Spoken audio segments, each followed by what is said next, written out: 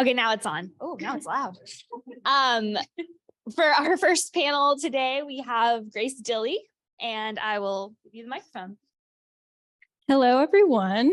My name is Grace Dilley. I'm from Meritalk. I'm a senior technology reporter there. Today, we're talking all about best practices in AI. I have a lovely panel with me here. There's quite a few of them, and we also have Ed online virtually.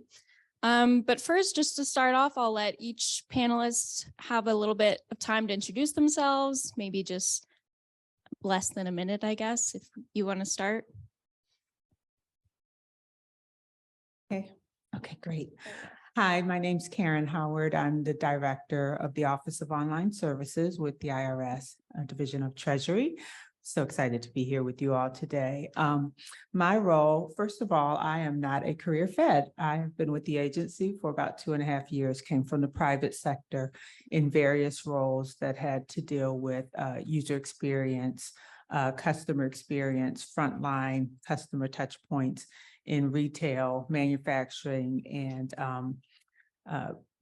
the financial services industry. So I'm happy to have been asked to come to the Office of Online Service to help move the agency in digital transformation, really helping to improve the taxpayer experience through digital applications with the focus on user experience design. Thank you. Hi, good afternoon. My name is Sherry Pasco. I'm a senior technology policy advisor at NIST, the National Institute of Standards and Technology within the Department of Commerce. At NIST, I lead the NIST Cybersecurity Framework Program, and I'm also a team member of the NIST AI Risk Management Framework that was just published earlier this year. I've been at NIST about 1.5 years. Previously, I worked 11 years on the Senate Commerce Committee, overseeing technology policy. Now at NIST, I'll just point out, because this is a panel, I'm speaking about the experiences of government agencies. You know, NIST obviously is a agency focused on advancing measurement science and innovation for the purposes of economic security.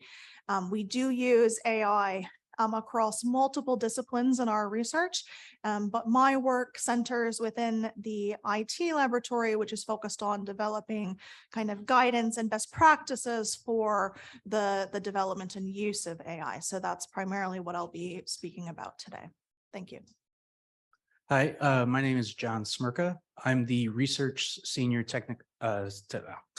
I'm the research STE senior technology expert at DevCom Ground Vehicle Systems Center.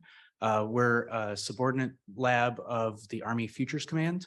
We cover S&T, so 6.1 basic research all the way through 6.4 dollars in terms of technology maturation.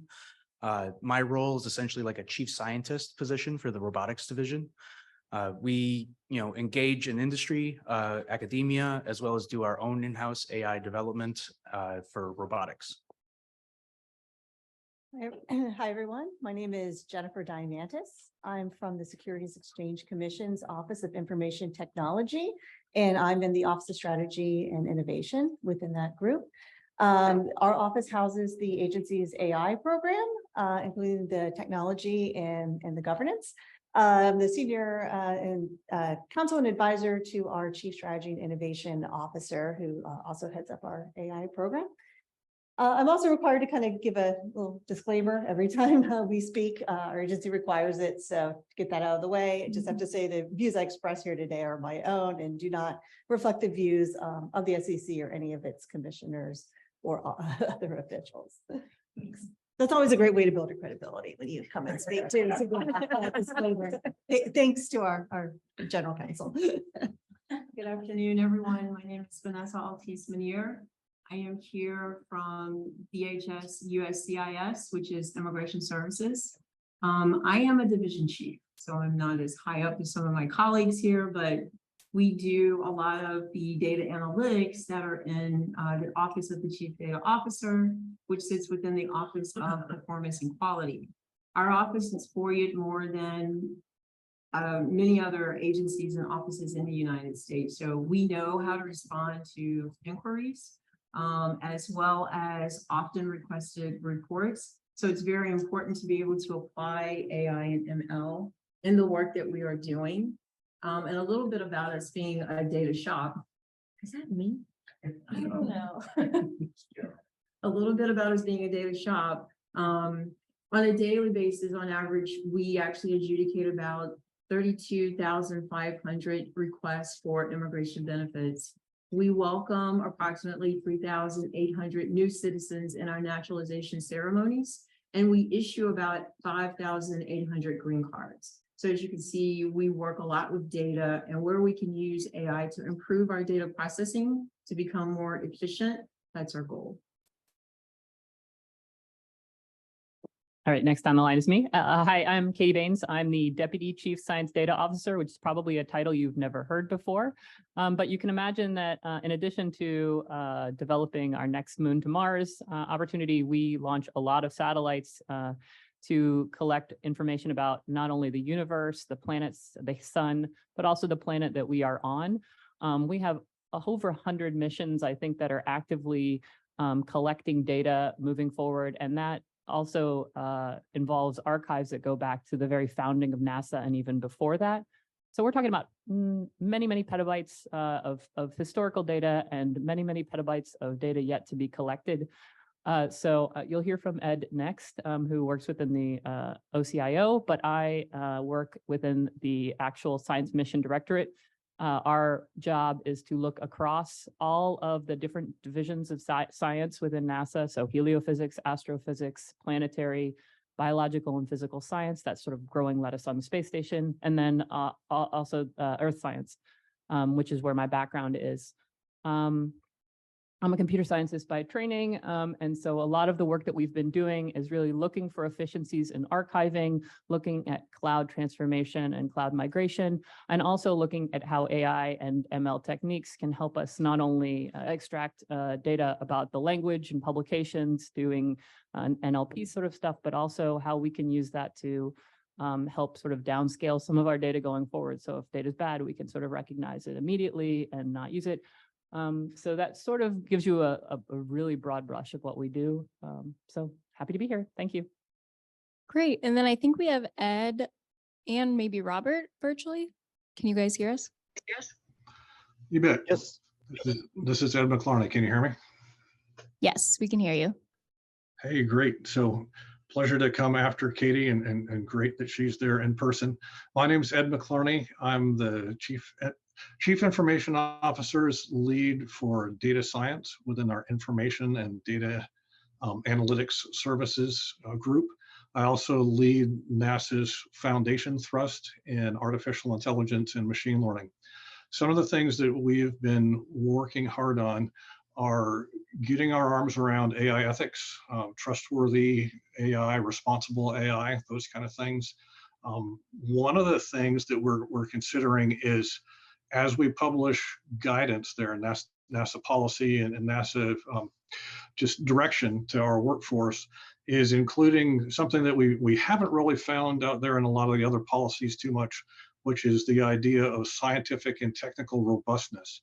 And I would say that that directly supports the science culture that Katie was mentioning, where we really want to reinforce, as part of our DNA, to reinforce the scientific kind of purity of NASA's work, whether it's in science or space or aeronautics. So adding that to the mix as one of the main pillars of our ethical AI approach is really key.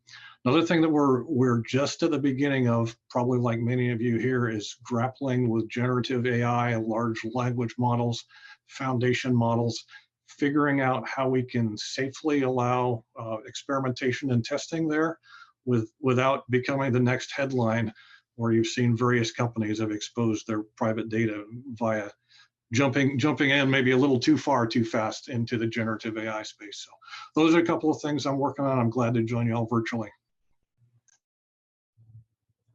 Robert, are you there as well? Yes, ma'am. Can you hear me? Yes. All right. So first of all, I have to do the same thing as our young lady did earlier as a disclaimer. Anything I say is my views alone and has nothing to do with the agency that I currently work at. Our general counsel makes sure that's clear, that we have to start with that before we do anything. So out of the way, I'm Dr. Robert Wetzel, my master's in computer science and artificial intelligence. And so that was 2004, before AI was cool. My doctorate is, and my role at the FDA is the associate director for data architecture. So basically, I'm a senior technical executive.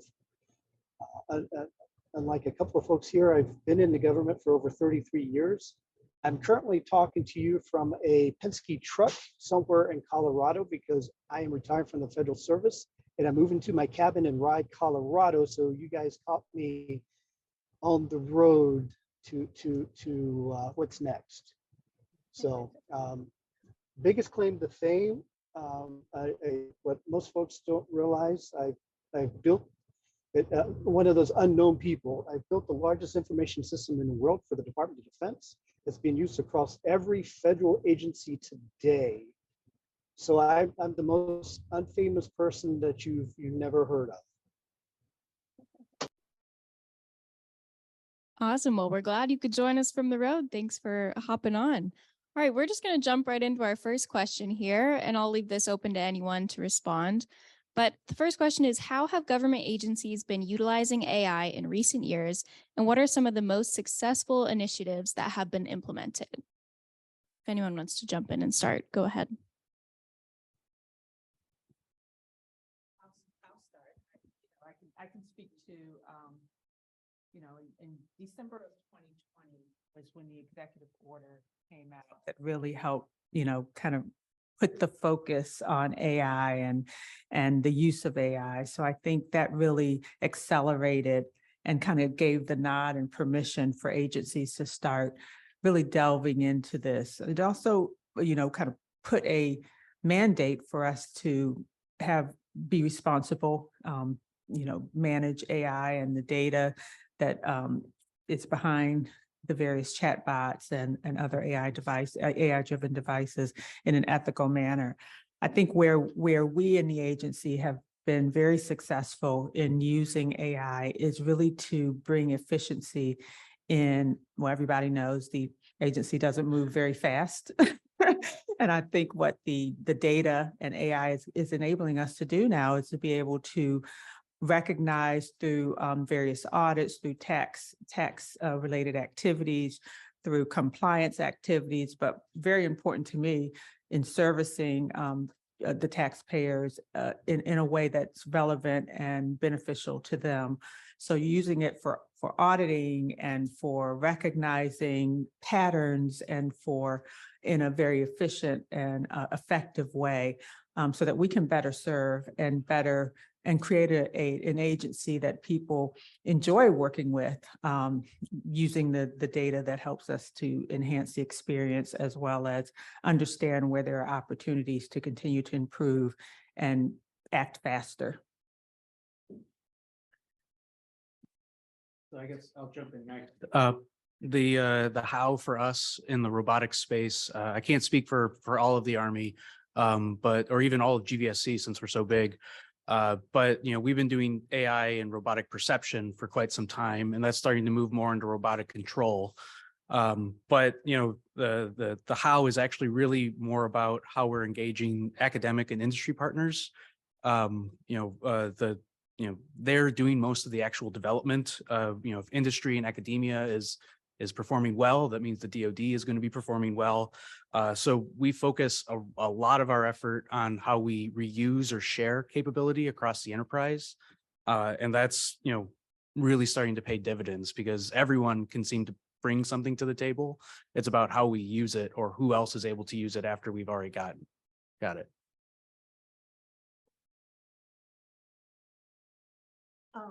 I'll leave it time for others to speak, but just briefly wanted to add on to that. I think kind of echo that. I think one of the focuses is kind of moving from, you building your infrastructure, getting your data together, and kind of moving from having ad hoc tool sets to having a more centralized capability and platform so that you can really empower all the different data scientists out there and provide them with the central tool sets that they need in the future to do AI, as well as other analytics. So it's a bit where we are. We're early in the journey, doing a lot of different prototyping and experimentation. So I think from the science data perspective at NASA, we've been doing, a lot of things not operationally in the prototyping space, but we're really hoping to see advances in the way that our models can be improved and how we can actually improve efficiency, reduce compute time on large systems. But things that are actually in use today are NLP searching of data. If you're looking for something on the Earth, you could say, I want forests over Nicaragua for every summer from 2000 to 2010. That is the sort of queries that we are already looking at servicing and improving that. But we're also using it, I think, one of NASA's thing is to excite the next generation about science. So we've actually been running data AI challenges where we actually put out solar imagery and say, there are comets that are showing up in the solar corona. And so we actually put out public challenges where we have a truth set and we ask people to improve upon the detection of those comets. We've actually discovered more, but this is really starting to engage the public. So, NASA stuff. And that's just the beginning. Very exciting stuff. Does anyone else have anything to add? Hey, this is Ed. I could add a couple examples. All right, Ed, we'll go to you first and then we'll go to you, Vanessa. Great, thanks. So a macro example and a micro example. Over maybe the past 8 to 10 years, NASA has been leaning into cloud-based approaches. And that process for all of us in the government has taken some time, but we've been generating momentum with the major cloud vendors and having managed cloud environments from the main cloud companies. Then maybe 4 years ago, we started onboarding AI and machine learning capabilities on top of compute, authorization, storage, et cetera. And so we've been seeing the cloud as kind of an innovation injection mechanism. And now most recently, when we're thinking about beginning to test some of the generative AI capabilities, I pinged the major cloud vendors that we've been working with and asked them, what are your FedRAMP plans for OpenAI on Azure or Amazon Bedrock, et cetera. And they actually came back and they're leaning forward on cloud-based, FedRAMP approval for these emerging capabilities. So I think something that's really kind of neat is that, to me, the government can see the cloud processes maturing among our whole ecosystem as a way of onboarding emerging capabilities, especially if the companies are embracing that they need to take their capabilities through FedRAMP. On a micro example, maybe 5 years ago, we did a small machine learning image analysis capability, trying to understand parking patterns in some of our most crowded parking areas at Langley Research Center. When COVID came along, nobody cared so much about parking, but we were able to cross-translate that work to detecting humans in a drone landing zone and kind of give warning to the operators there. Now, go a couple iterations beyond that, we're just beginning to look into applying that same kind of capability to watch out for humans or other fault conditions in launch video, a variety of camera streams from launch systems at Kennedy. So the neat thing to me there is jumping in and learning about a given capability and then applying it to a whole bunch of different use cases, maybe not even knowing what the ultimate use case might be. Those are the things I wanted to mention. Thanks a lot. Great, thank you. Vanessa, did you want to add something?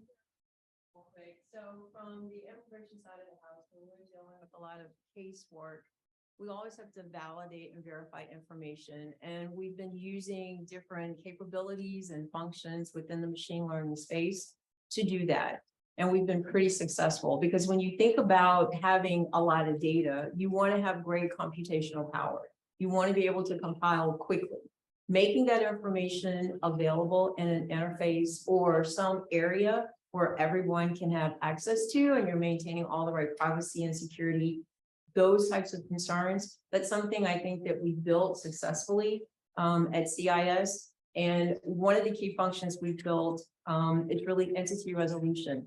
We have to understand the relationships of applicants, beneficiaries, petitioners, attorneys, so that we really can make good decisions on those cases.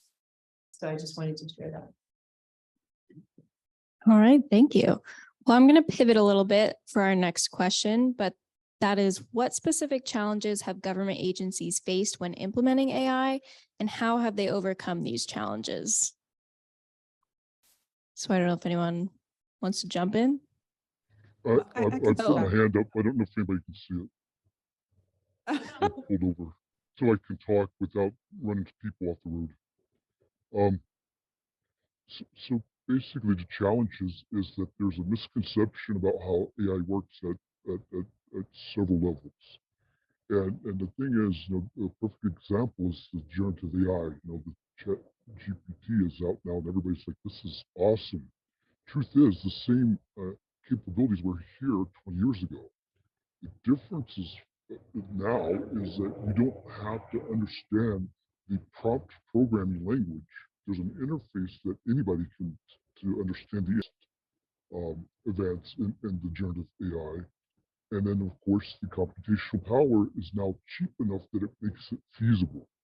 So the algorithms were here, the language models were here, all this stuff was here, but what opened it up is that ability for the average user who does not understand that programming language. And those of you who hear may or may not know schema, which is the language that I used to do my research in way back when. Now you just type in a question and follow those prompts to the end, and the cloud with the computational power is able to deliver that. And on the back end, that is constantly churning from those questions and those prompts that put in from the individuals. It is making that language model more robust for the next person. The idea that all this is really, really new, it's not. It's just now really, really available. And the agency that I personally work for now is struggling with that because we have proprietary data that belongs to several different drug companies that we were evaluating to determine the efficacy and the safety of the drugs, and to be able to go through that approval process as a regulatory agency, that stuff cannot be made public under any conditions. Still, those constraints that we're dealing with and trying to figure out. So that's just from my perspective and from my agency. All right, Robert, it's getting a little more difficult to hear you. I'm not sure if that's your connection, or it almost sounds like he had a voice changer on or something for a second, but No, I'm completely parked off the side of the road. It may be because I'm in Colorado and I got mountains, and that could be it. Did what I say come across, or was it too muffled? I guess, yeah, that's AI right there. We don't know. All right, did anyone else want to jump in and add anything? The question was about, what challenges have government agencies faced when implementing AI? Okay. Some of the things that some of the challenges, the most prevalent challenges, aside from some of the things that have already been mentioned across government agencies. But I think one of the things that we face is meeting the business need to be efficient, leveraging the data and the information that we have, and the IRS has a lot of information, and balancing that with trust, public trust. And I think the way that we really go about trying to ease, I think people love to know that you have their data and that you're going to service them with it, unless you're the IRS and they don't want you to have their data. But I think we're really making concerted efforts to make sure we're very transparent about how we're going to use the data and how we're going to leverage it in ways that make us perform better, expedite refunds, expedite audits, expedite service. And I think as other agencies may or may not struggle with public trust, we definitely have to keep that top of mind and be aware of communicating the data that we're going to use to make sure that the service levels increase and we meet our performance expectations of the American public. Thank you. Yeah, go ahead. Yeah, I would just add, I think it's clear that AI brings a lot of benefits. They also bring a lot of challenges, especially to not just to organizations, but also to individuals and society. when NIST was first developing the NIST AI risk management framework, which is, a voluntary framework to help organizations kind of identify and manage AI risks. We received some comments from industry. NIST already has a risk management framework. We already have a cybersecurity framework and a privacy framework. Why do we need another framework specific to AI risk? And kind of putting aside the fact that Congress told us that we needed to develop this framework, we included an appendix in the AI risk management framework that I think is worth reviewing, which kind of outlines kind of why risks to AI may be different or increased compared to kind of traditional software risks. Obviously, with AI, there's more complexity, there's a difference in scale, there's an additional concern due to kind of harmful bias. And so clearly, the tools and resources that we use to manage traditional IT risk can certainly be leveraged, but you certainly need, something additional to address some of the socio-technical risks with AI. And I think that's really where, we're spending a lot of our time, and certainly we're seeing where a lot of organizations are struggling with. So I want to add something really quick. Data is not necessarily ground truth. Data is a snapshot of the ground truth. And one of the biggest challenges is what data specifically, like we always need more, but of what? And next is the metadata, or the information about your data, where, you can reduce that uncertainty that previous snapshot can be useful in that next training event. A good example here is, we have some vehicles that might have different quirks to them. One might have a sticky, say, stick shift. And so, if the vehicle isn't, trying to transition from forward to reverse, or from park to forward, or whatever, then, that data in the metadata isn't useful. But if the vehicle is doing that type of maneuvering, then I want to be able to highlight that metadata information in the data set. Whether the developer is looking for that specifically, or is, may not expect it, like there has to be some mechanisms to make it easy for that, people to use the information that they're expecting. Great. Does anyone else want to add anything? Another direction, to me, the biggest challenge for AI ML within where I sit is the speed at which we can accomplish our work and keep up with what's going on. I think that anybody who's fired up Chat GPT 4, I think I would be one of the people who's used it today. I think over the last 3 to 4 months, our interactions, we've reached some sort of inflection point that we don't even understand.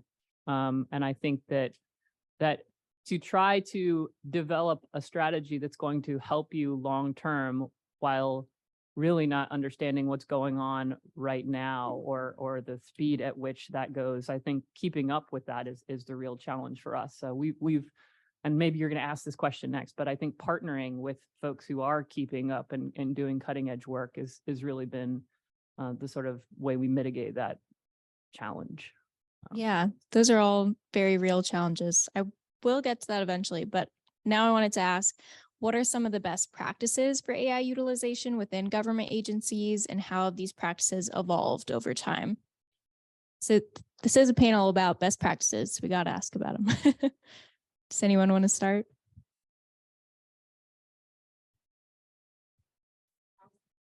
Go ahead. No, go ahead. I hate dead air. So it's like, okay, well, I got to say. Go for it. We love it. So I think the best practices is really going to be in learning how to bring value. So in leveraging it to understand, what's going on with your customer or your user set, and to begin to use it to improve, bring efficiency, bring awareness, bring, audit, so that you can continuously improve. I think if you can leverage the information in a meaningful way that brings value to your stakeholders, to your constituents, to your customer, and to your employees, I think any use case that supports that is going to be is going to help sustain and bring more awareness to AI and going into generative AI and a lot of things that will grow out of AI. So we're just at the tipping point, right? We're starting to see, Chat GPT and what's next, right? But it all stems from, it can't just be we're doing it to do it, right? The use case has to support value in whatever organization, and that value needs to be internal and external. Your employees have to benefit from it, or the people that have to work with your customers as well as your customers. Sorry. Okay. I mean, I have to talk about NIST's own best practices that we've developed, but over the past 18 months, we've really been working with the community within industry, academia, other government agencies around the world to develop the NIST AI risk management framework, and which was published earlier this year.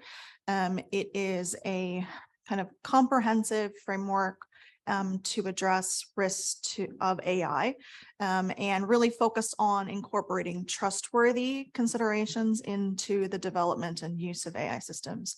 As was mentioned earlier, we're really looking at the way that AI can impact, not just the organization, but also individuals and society. And so we've kind of taken the groundbreaking step of making society one of the audiences of AI, which is something that, kind of looking more broadly at the kind of socio-technical impact of AI and the impact that AI has on society. We also just launched a new AI Trustworthy Resource Center. So this is a new website. Really encourage you to check it out. It's got a playbook for the AI risk management framework that includes kind of specific guidance and resources for each of the outcomes, kind of the functions and categories of the framework. It has a new glossary, and over time, we'll be working to kind of build out the resources that sit on this page. Just as with our other frameworks at NIST, most of the resources that sit around our frameworks are developed by others.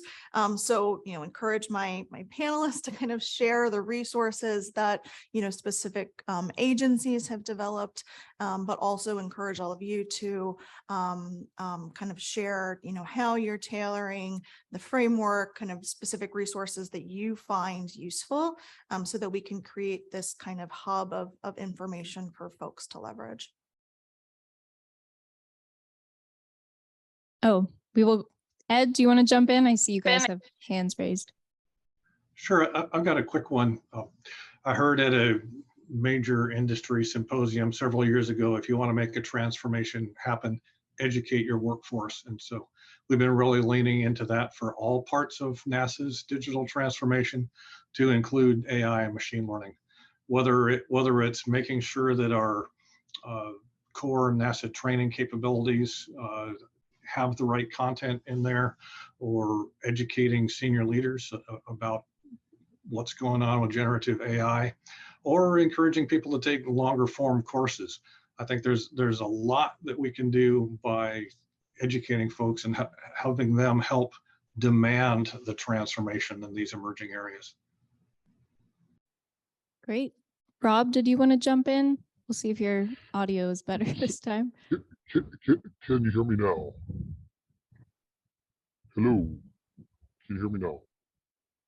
Your audio is still a little funky, Rob. I'm not sure. You can hear him? I think. All right, go ahead, Rob. All right. So one of the things I've noticed is, so we had this edict last administration.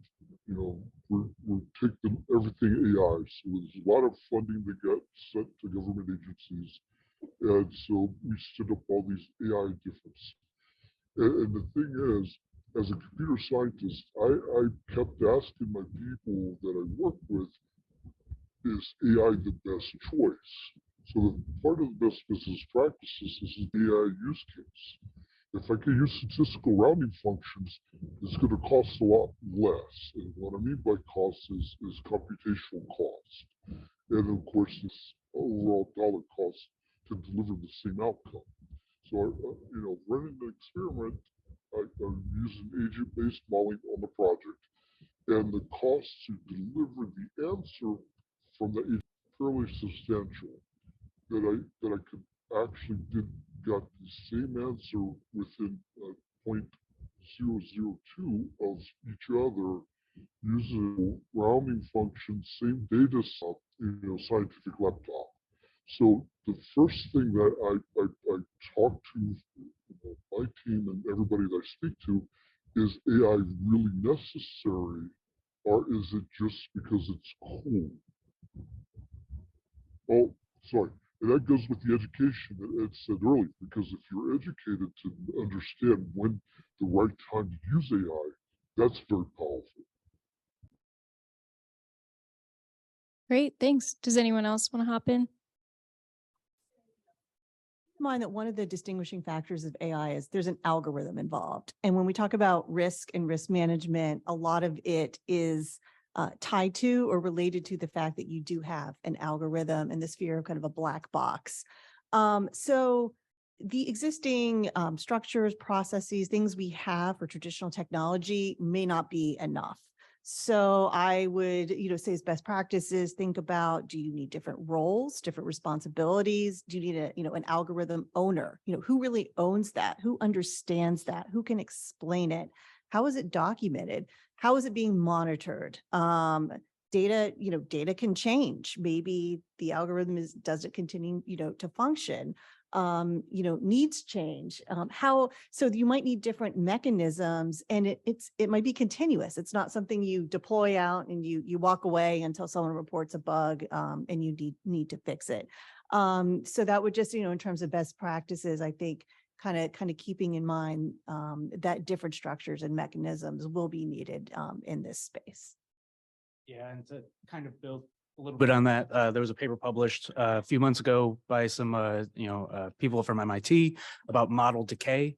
We know how to track model shift, data shifts, but they, characterized it across a bunch of different models and data sets and showed that, the decay of the model is real as data changes. Great. Any other final thoughts from this question? No? All right. I'm going to move on. This will be our last question, and then we might have some time to open it up to audience questions. But last one, how have government agencies collaborated with each other to share knowledge and best practices for AI utilization? I know some of you touched on this a little bit, but wanted to dive in a little more. And this time, we have within our Chief Data Officer a lot of committees and work groups that our officer participates in. So there's many conversations and sharing of where we are with AI. What is the role of the Chief Data Officer? Should it include artificial intelligence, or should that be a separate role? We have been complying with those executive orders. And so how do you get through that compliance? What are you doing in terms of your use cases for inventory? DHS has published a couple of those use cases out on the public site. So we are sharing from that perspective. And then when you think about data and you think about data sharing and governance, how do you share data out of your enterprise across to other components? If you're using AI at the back end to make that data available, to compile that data set, how useful is that going to be as you're using different APIs and different cloud-based solutions to move that data? One of the key, I think one of the key items that we uncovered was documentation was very, very critical. You document throughout the process. You have to make sure that if you're going to be evaluated at some point, which in the government we always are, you have evidence, right? So you want to make sure no matter how you're collaborating, how you're sharing, how you're confirming or conforming to any policies and guidelines, that you have documented. And we have taken great strides in making sure in our machine learning that we are documenting from our development environment all the way through to our products and services.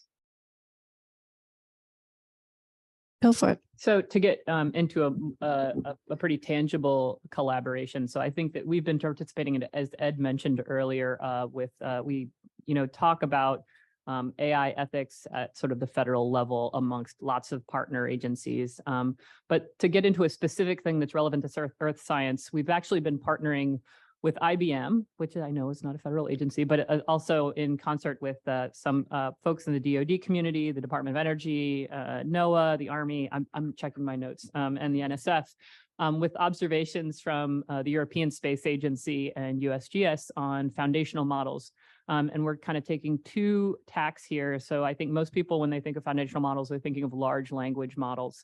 We've definitely been doing that to train it specifically with the corpus of scientific publications. So real nerdy stuff. If you're talking about Arctic sea ice or pulsars or dust on Mars, there's a different sort of language that's used in the scientific community. So we've been trying to see how we can work with the foundational models on that. But the other really more interesting thing, and these all folks that I just mentioned are name dropped, are working on looking at geospatial imagery. So if you're familiar with Landsat, there's the Sentinel program or the Copernicus program, which is out of the European Union or the European Commission.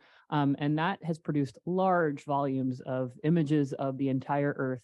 And so we're working with the IBM and our other federal partners to see if we can use that as a basis for the next generation of foundational models. You can Google it, foundational models, IBM, NASA, and sort of see what we've been up to. It's really exciting stuff.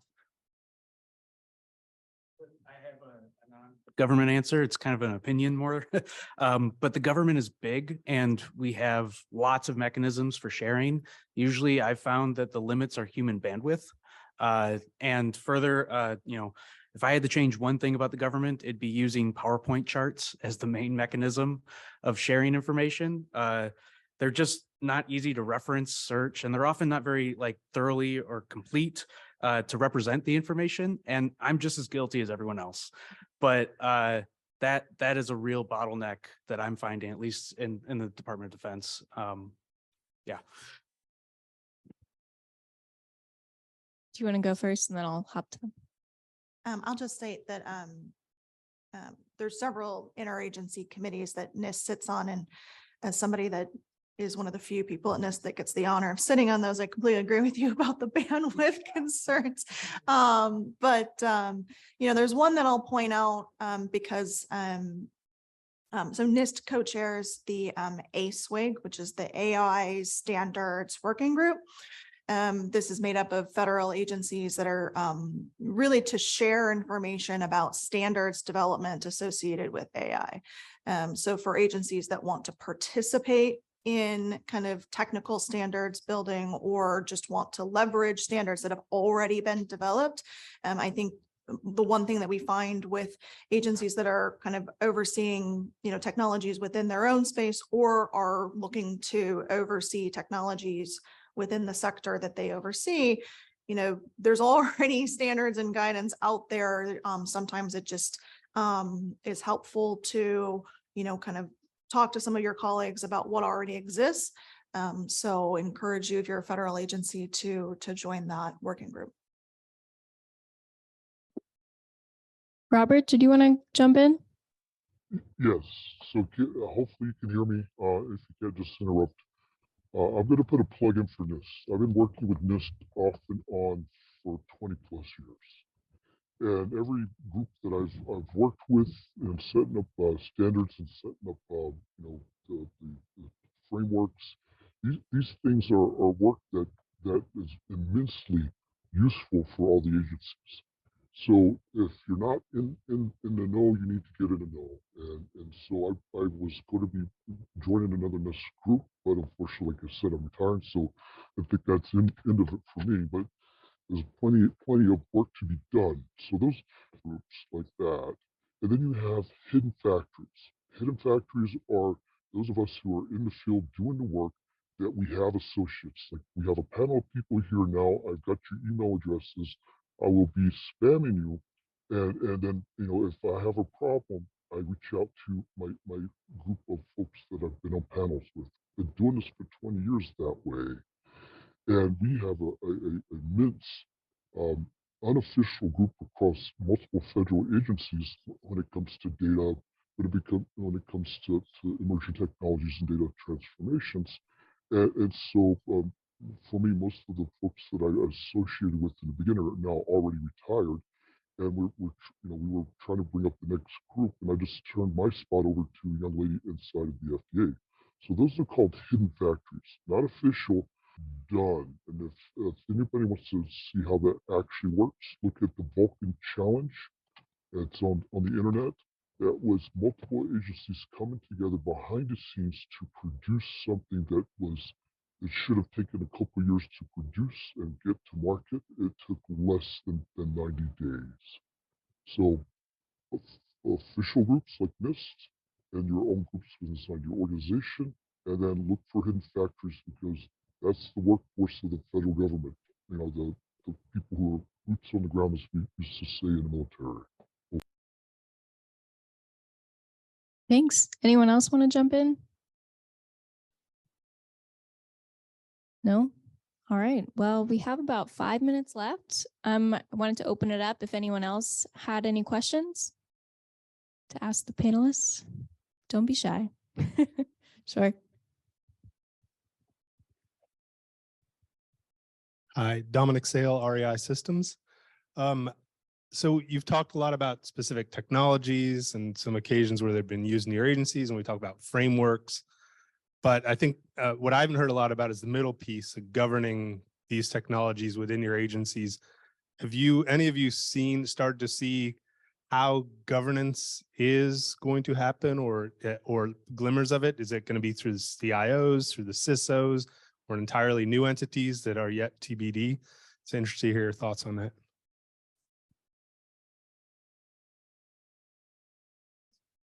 Because this is like right there for me. It's such a priority. We've made really good progress so far, but it's come to our attention, especially with ChatGPT, that oops, we really need to focus on this. We need to become more AI leaders in this area. So one of my goals in using Gartner as a research avenue is to really look at who are the folks we need to bring together so that we can become more governed by what we are doing in terms of AI. Is it the CIO and IT security? Is it privacy? Our ethics officer that we do have, are they even aware of some of the AI that's happening? And will this fall into their purview, or do we need to create something? And so in working with my chief data officer, these are conversations that we are about to engage in. And I'm actually hoping that the NIST AI framework will help shed some light on maybe, some roads that we can travel down. But this is certainly very critical. Great question. Thank you for asking.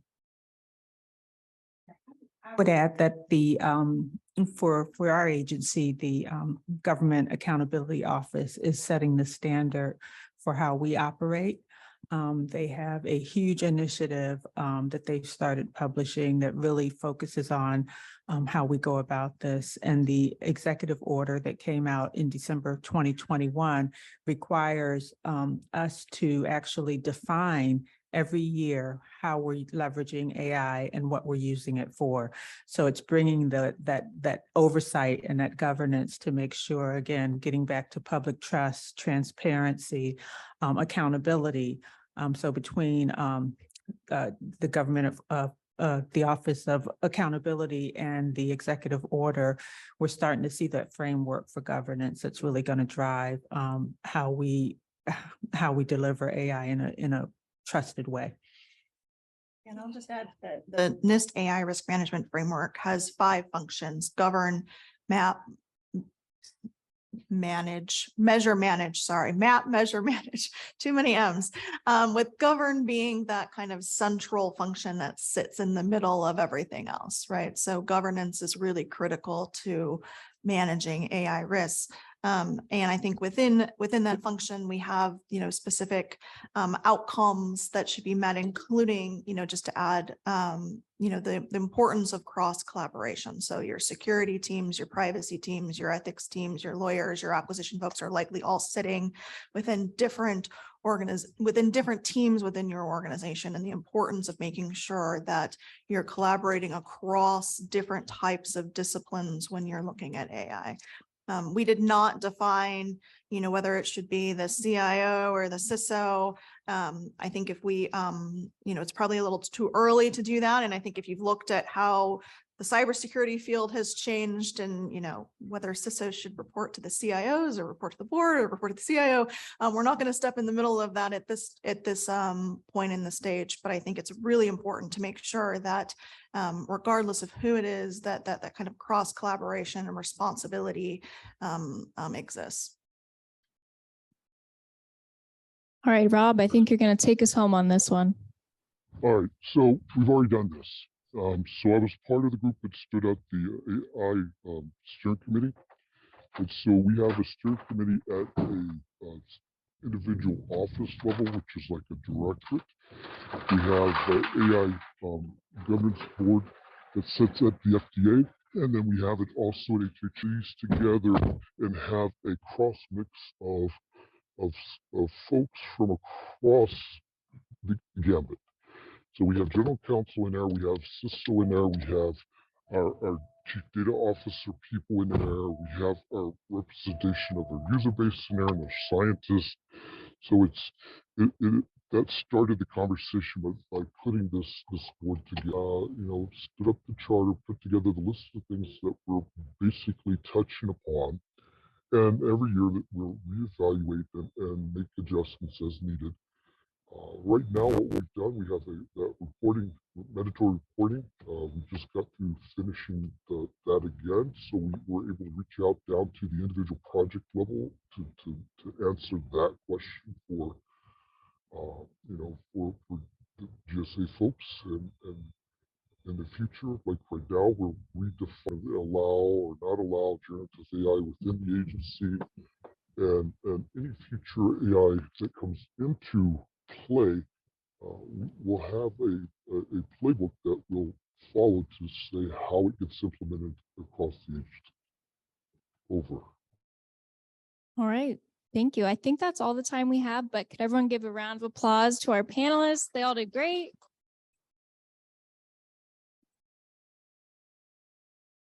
I'll hand it back to you. Thank you. And a round of applause for Grace. She did awesome. All right, we're going to move on to our next panel. So sorry, Robert, did you have something you wanted to add? No, I just said, yay, Grace. There's no reaction for me to clap. Okay, thank you. We're going to switch out our panelists now for in the second round. So thank you all.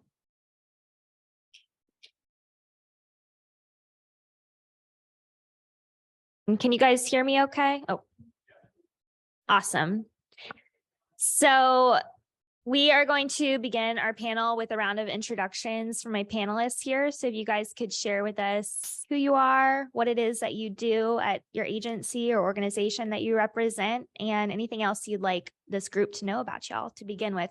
Phil, let's start with you and we'll just go down the line. Hello, everyone. My name is Phil Lamb. I am the head of opportunity development at GSA's Technology Transformation Services. So for those of you who don't know what TTS does, our mission is to deliver a digital government with and for the American public. And the way we do that is we provide people. So we essentially provide feds in the room to you federal agencies, a trusted advisor, or an implementation team for you. Or we provide platforms, so ways that you can better collaborate amongst each other as agencies and with the public. And lastly, we provide products. So we have some point solutions we offer as government-wide shared services so that you might not need to build or buy your own. So I'm excited to be here to talk more about how we think about responsible and trustworthy AI implementations. Hey, good afternoon. I'm Dave Farquhar. With the FBI, I'm the Chief Technology Officer. Prior to my current role, I've been a special agent for 20 years. And prior to that, I was a technologist in private industry, building advanced technology. It's been kind of my thing, my whole career. So I welcome the new participants in the AI discussion. I've been looking forward to this day for a long time, and it sounds like it's now closer to a reality than ever. So it's an exciting time to be talking about AI. I think last year maybe at a conference like this, we wouldn't even have this many people. This year, we've got kind of a third of the audience, and I venture to say by next year, we might just be the biggest audience at the conference. It's moving that quickly, so buckle up and enjoy the ride. Hi, my name is Joe Chapa. I'm a Lieutenant Colonel in the United States Air Force. My current position is I serve as the Chief Responsible AI Ethics Officer for the Department of the Air Force. So as I'm sure you're aware, for the last several years, the Department of the Air Force includes the U.S. Air Force and the U.S. Space Force. And we've chosen to park our governance for AI at the departmental level, which means that I have to care about both air and space. I come to this field through ethics. My academic background is in moral philosophy, where I studied, among other things, ethics of emerging military technologies. So while I was really trying to write about things like remote warfare, I kept going to conferences where people were presenting papers on artificial intelligence. So I kind of slid laterally into this field. We created a position, this Chief Responsible AI Ethics Officer position, last January, so just over a year ago. And I am a subject matter expert in support of our Department of the Air Force lead for AI, Miss Eileen Vadrine, who serves as the Chief Data and AI Officer for the department. Thank you. We can take lots of audience questions for this session, so feel free to just pop your hand up if you want to share something. But to kick us off, Phil, I'll start with you again first this time. What are some of the ethical considerations and the decision-making processes behind the integration and the use of AI products in federal agencies? Sure. So at TTS, we have a specific center of excellence around artificial intelligence. One of the resources we provide out is our AI guide to government. In there, we talk about a lot of different topics, but the point of that resource is to help decision makers really think about what AI actually means for their agencies, and then how to deploy them and invest in AI capabilities. So one of the chapters is around responsible and trustworthiness and implementation of AI. This is a multifaceted problem, and I'm not an ethicist. So I'd love your thoughts too.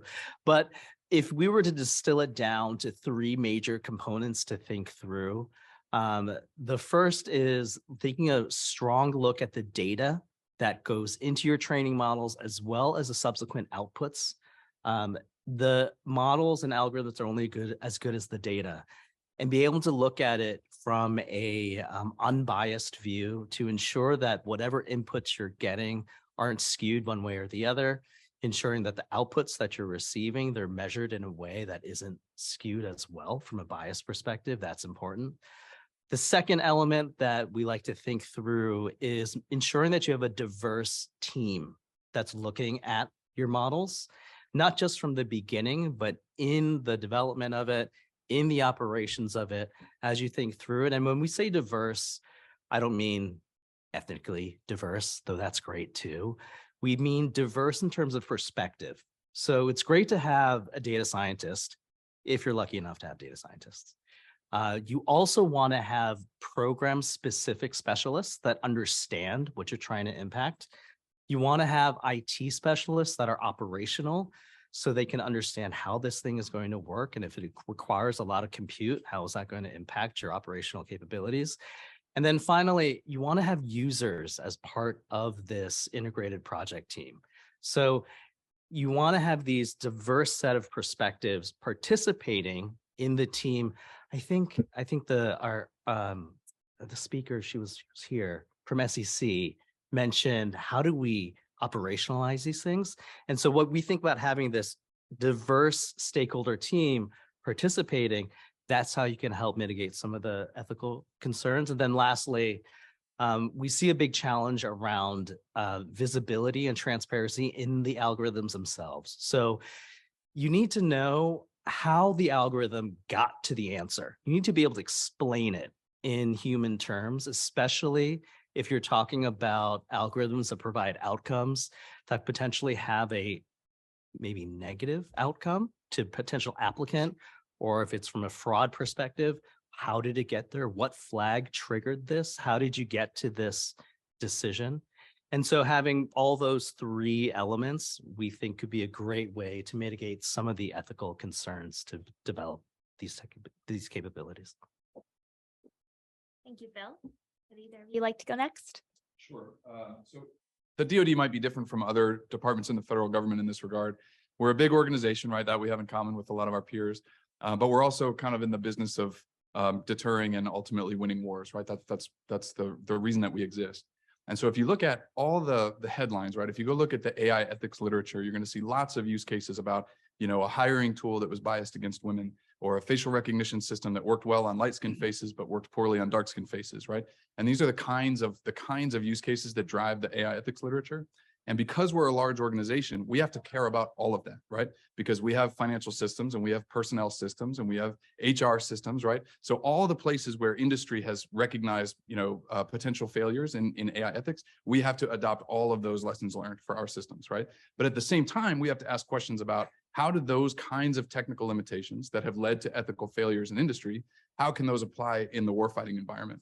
And the answers are not always intuitive, right? So the potential ethical failures that I have to care about in, let's say, the air-to-air combat environment, it's not going to manifest itself in terms of gender bias or race bias, right? But it is going to manifest itself. And so one of the things we have to look at is how do we take the lessons learned from industry? So things like, one reason that you might end up having a facial recognition system that performs poorly on dark-skinned faces is that your training data set, even if it was representative of the community, right? Let's say you have a community that has 80% white people and 20% black people, let's say. If you only adopt an 80-20 distribution in your training data, the model will learn to do better on the white faces because it's been exposed to more of that data, right? Okay, in my world, when we think about the air-to-air environment, for instance, I have to ask myself, how many images or radio frequency returns, whatever problem I'm trying to solve, of these adversary threat systems do I have? Do I have enough? Do they look the way that they're going to look in combat, right? And so the use cases look completely different from one another, but the lessons learned from the AI ethics literature translate directly onto those problem sets. So for us, the challenge is how do we take all the goodness, and we all know that industry is ahead of DoD on the technology, right? So how do we take all those lessons learned from industry and academia and apply them in our specific combat use cases? That's part of the challenge we're trying to solve. I would add to that, today we're talking about AI systems, and I think maybe a better term for it is systems that incorporate AI. If we put too much faith in the AI being the totality of the system, we're putting too much reliance on the AI being perfect.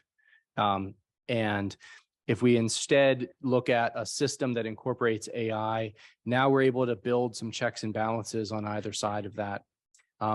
This draws some parallels to how we build other systems, right? So how we build the mortgage loan application process, it's not just a decision left to one person, right? There's a process on either side of those decision makers, and there are guardrails in place. We look at other systems that humans design, there's generally this sort of belt and suspenders approach to putting multiple layers onto the system.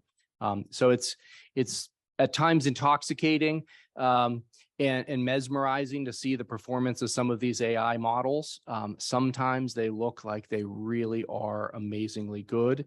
And at other times they stumble on really simple things. And so it's important to keep in mind that no matter how good they get, if we're able to build a full holistic approach system around them, we'll be able to add in some extra layers of defense that aren't there if it's just hoping that the AI does it all. Do we have any questions from the audience yet? All right. Well, then in that case, Joseph, I'd like to start with you on the next question first. How do you or federal leaders envision the future of AI and data analytics in the context of public and federal use cases when considering the ethical implications and potential benefits of these technologies? Yeah, it almost seems like the technology is moving so fast that no matter what answer I give to that question, I should probably give a different one a year from now and then a different one a year from then. So what I have in mind is pre-2022, let's say, I could give you a pretty robust account of how we're looking at, reinforcement learning and supervised learning and where some of the errors come in and how we can mitigate some of those errors with good institutional practices, et cetera.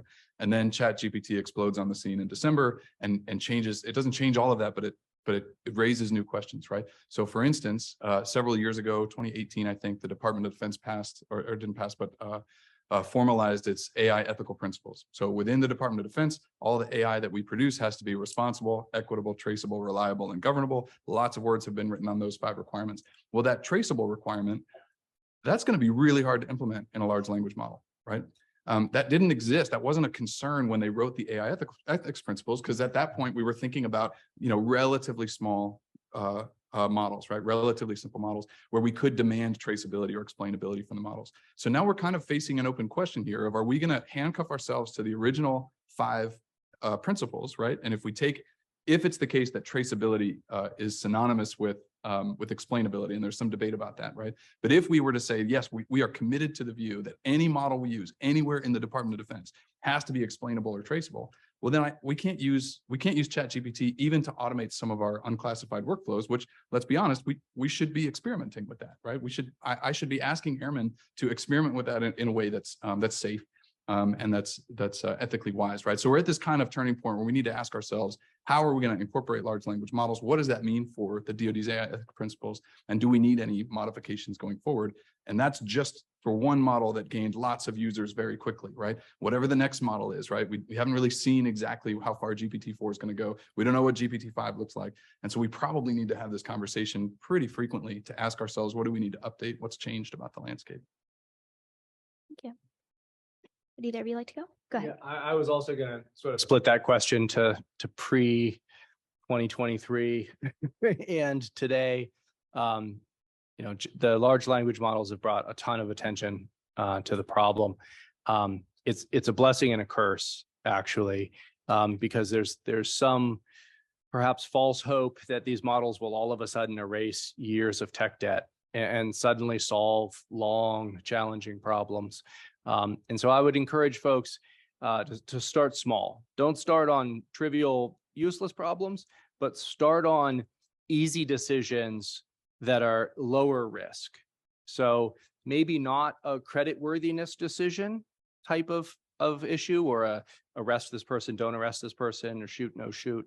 But the more mundane, boring, obvious questions that many of us spend an awful lot of our time on are ripe for automation. And that would liberate the human to then spend a greater portion of their time on what are fundamentally human decision tasks that require that higher level of thinking. So it's not quite as cool sounding. It maybe doesn't brief as well, but there's room at the bottom to find these high yield, low complexity problems to start solving with this technology as an on-ramp to get to the harder and harder challenges. And you'll find within your organization the sweet spot of where you should be drawing that line between what's fundamentally a human decision and what is a decision that is safe to offload to a machine, and where in your risk tolerance and where in your mission space is the right place to make that call.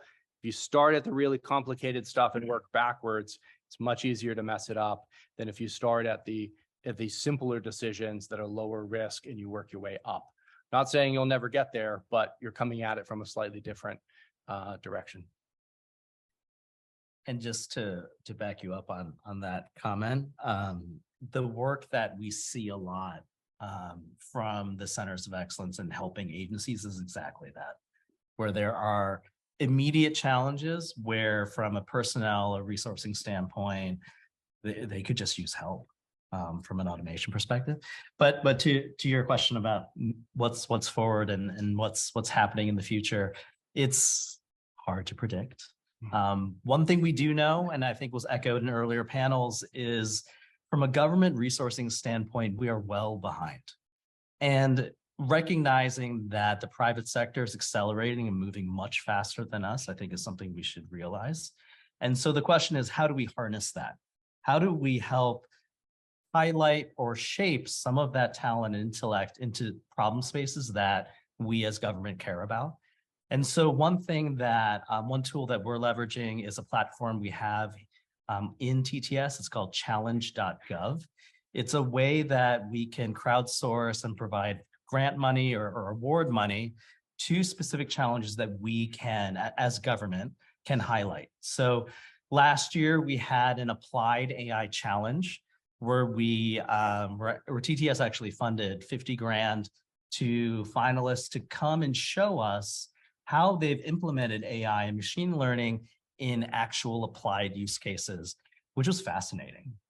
There were teams that came out with ways that they were doing machine vision learning on smoke and fire so that they could be deployed across low resolution CCTV so that you can detect a fire within minutes of it starting, alert the first responders, and actually put it out instead of it growing into the big campfire, right? And so these are just small examples of how we can perhaps better work with the private sector so we can highlight our challenges, maybe, steer some of that, river of funding into the use cases that we're interested in.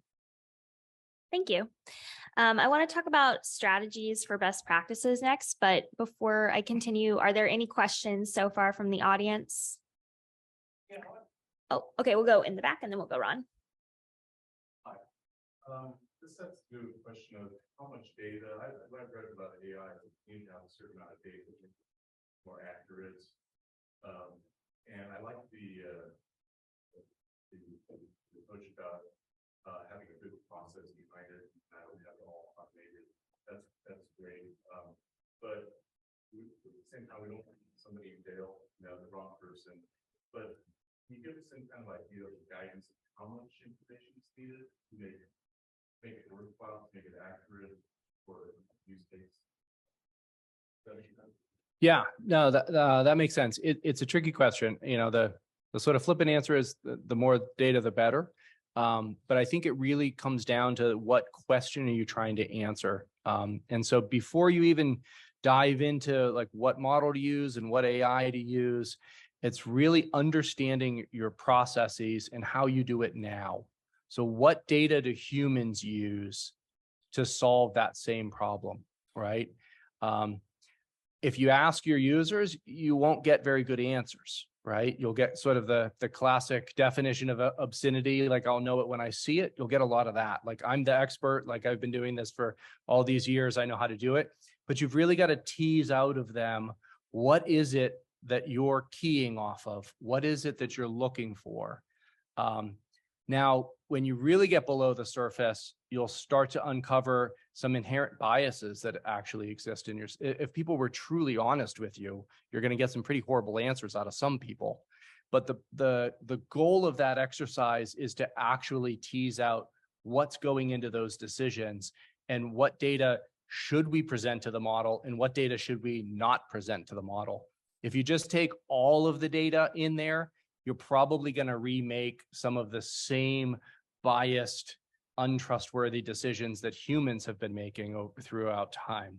And so it really comes down to first decomposing the decision-making process and finding out what factors belong in the model and what factors don't belong in the model, and then modeling the machine learning data after the human process data.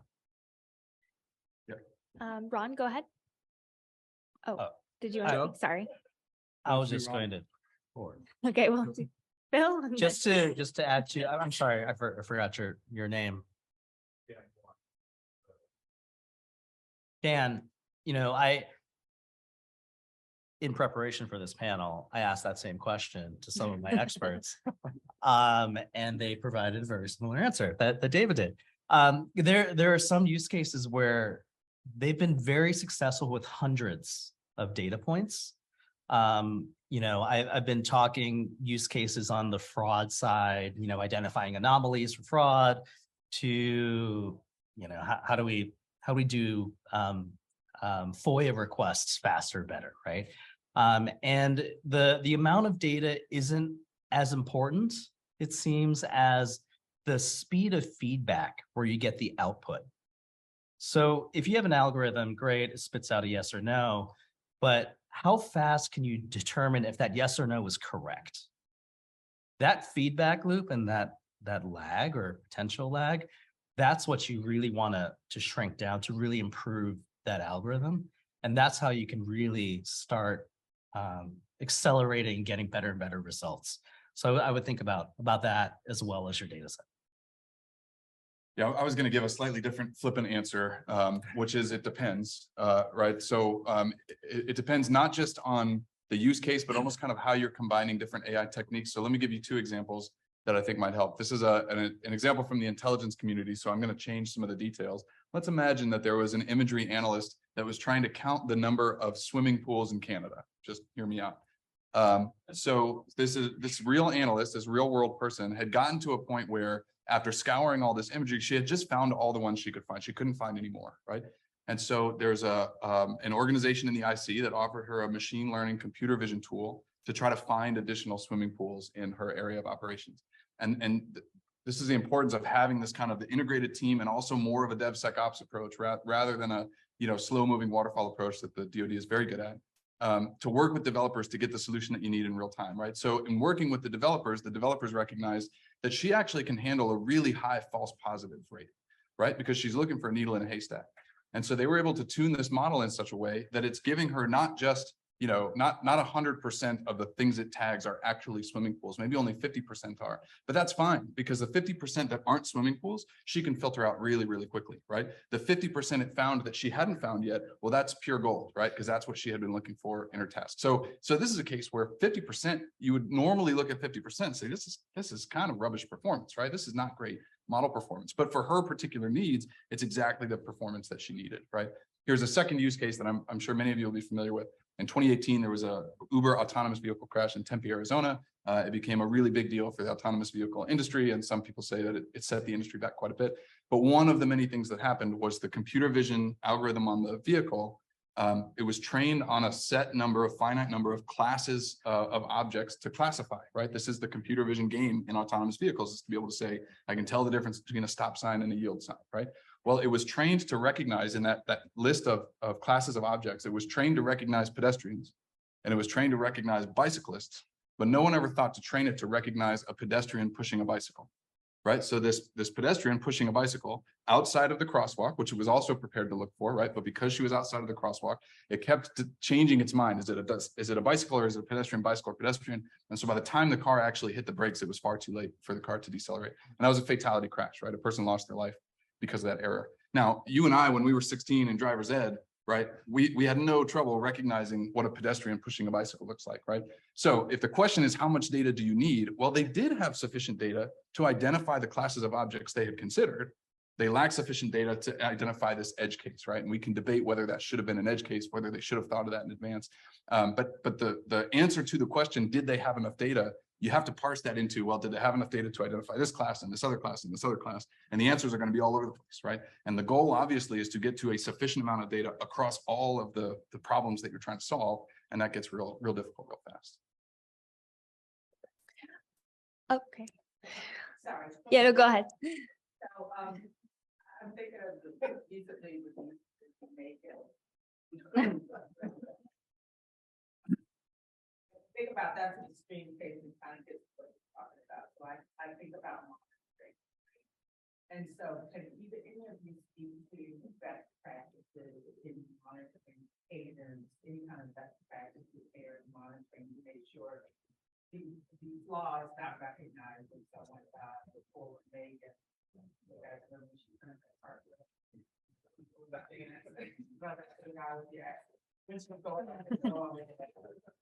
what, we can all recognize that what is the best practice? Make sure that we understand those laws before they become So my approach to that would be to say that you're not done when you think you're done. You're not done when you've built a call tree answering system that lets you lay off half of your phone center staff, right? You need to keep iterating and improving and measuring your system against itself, right? So if I were going to use AI to try to make a call center, I would use AI to figure out why calls are dropping out of the call center. So I was on the phone, actually my phone company over the weekend, I had to call back and I figured out pretty early in the process, if I just said, I don't know, I drop right out to an agent because the AI can't handle if I don't know the answer, right? So I tried to like verbosely tell it why I was calling and it totally got it wrong. And it was like, well, maybe you want to do this. And I was like, no, no. And I kept going. But when I finally just said, I don't know, I fell out of it, right? And so the idea there is you'll find all of the glitches if you apply enough effort at finding glitches as you applied to building a glitch-proof system. And so you aren't done, and it's a constant process of iterating through that, right? So if I built an AI system that purports to be able to find things, then I would come at it again, right? Kind of red team, blue team style with adversarial AI and try to break it, right? Now, where you see this most, I believe, is probably in the DoD space, right? Where we've got sort of an arms race of whose AI is better at tricking the other AI into doing the wrong thing, right? We see that same opportunity for improvement everywhere else through the process, right? Can you red team your own AI models to find where they break down? Because it's better for you to find where your model's slightly out of tune than to find out harshly when you're in the paper for some spectacular failure of it. So I would say keep at it, keep refining it, come at it with different angles, use your human ingenuity to try to find the faults in your model, and use your big data model and your AI to find the faults in the humans and iterate through that process. Anyone else? Okay. Yeah, I can jump in there briefly. So another use case that you might find interesting, I think post-deployment test is a necessary practice for machine learning systems. And one example of that is Project Maven made the news several years ago. There was a bit of a kerfuffle between Google employees and Project Maven. If I don't really want to say more about that, you can look it up. But Project Maven was designed to identify objects, classes of objects in U.S. Air Force remotely piloted aircraft videos. So think Predator and Reaper video, right? Well, the preponderance of Predator and Reaper were in Afghanistan and Iraq. And so this system was trained on video data from Afghanistan and Iraq. And they got to a point, the developers got to a point where I don't know the numbers, but the performance of the model performance in identifying vehicles was very, very good. Like it was in the 90s, things are going great. And then at one point they tested it on video of vehicle traffic in, I think, Louisiana, and it performed abysmally, right? Just very, very poorly. And so now they got to figure out what's going on here. Well, I don't know if you're familiar with vehicles in Afghanistan, but almost 100% of them are white, right? So they thought they had trained a model to identify vehicles when they had actually trained a model to identify white vehicles. So then it gets to the United States and it's like black pickup truck. I have no idea what that is, right? Every vehicle I've ever seen is white. So it's an alignment problem where the actual variable that the system was optimized for is a proxy for what the developers actually want to optimize it for. And this is a question that you have to ask across machine learning solutions, right? Is the optimization function actually the one that we want? And if we have to use a proxy, is it a worthwhile proxy? Is it the right proxy to use, right? So that's all to say post-deployment test matters so much because first of all, conditions in the operational environment can change. They can just change over time. Not to mention the fact that we might take a system like Maven and say, hey, it works so well here, I'm going to move it to a different operational environment and try it over there. And every time we mess with the real world data, if the real world data is changing, we got to ask questions about, do we need to test and evaluate the system again to make sure it can perform as well on that new training or a new real world data. Thank you. All right, any other questions? Okay. Yeah, this is actually a good piggyback on that, which has to do with a lot of the ways that we try to keep AI systems performing well is keeping a human in the loop as much as we can. And actually, that was part of the issue with the Uber fatality, was that there actually was a human behind the wheel, just that the human wasn't paying attention. And by the time the AI system said, hey, there's a human, possibly something, take control, it's like, you have like 1 second to respond. So this has to do with this idea of not having enough time to respond. So this brings us to the ethical frameworks, which is that there are so many ethical frameworks out there, everybody's got one. And Jake had one. And so the question, how are these actually being put into place to, like, what's like, not the enforcement mechanism, but how do you make sure that it's not just a mission statement that goes on a wall, but actually represents themselves in actual implementations? It's really, really hard. So, if you were to ask yourself, how do I make sure that this system I'm developing is responsible, right? Responsible AI. Answering that question is way easier than answering the question, how do I ensure that every AI system developed in this 600,000 person organization is being developed and used responsibly, right? It's just a much harder problem. The DoD's answer is the responsible AI strategy and implementation pathway that was published last June. It has, I think, 64 lines of effort in there. I'm responsible for carrying out about 30 of those on behalf of the Department of the Air Force. This is the views expressed are those of the speaker and don't represent the DoD and Department of the Air Force, but those are necessary conditions, but not sufficient conditions, right? So even if at the end of this year, April of next year, we're able to say, you know, box checked, we have accomplished all 64 of these lines of effort. In my view, that doesn't get us all the way there. And one reason for that is that this is my prediction about what's going to happen in the next several years, right? If you think we lag industry by a few years, and I do, and if you look at the demand for AI in industry right now, that wave of demand is going to crash up against the DoD in the next 3 years or so, right?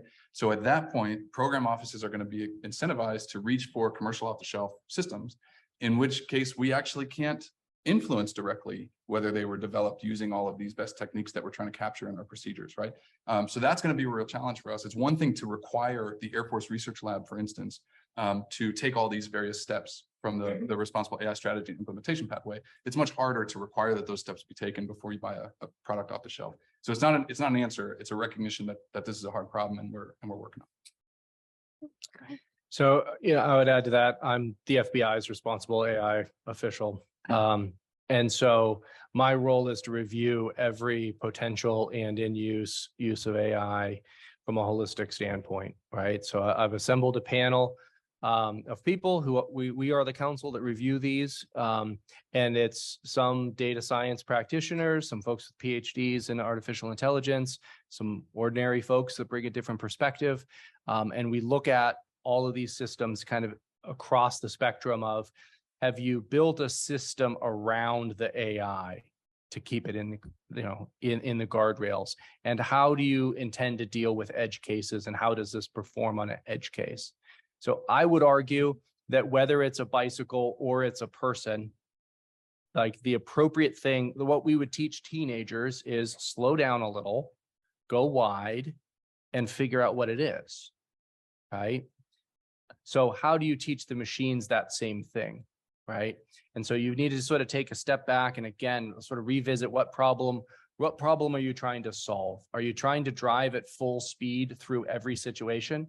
Or are you trying to slow down where it's appropriate, both to get more information more slowly, but also to model good behavior for the people behind you? Because if you build an autonomous vehicle that can drive at full speed through a dangerous situation, it will be followed at full speed through that dangerous situation by humans who don't see the car ahead of them reacting to something, right?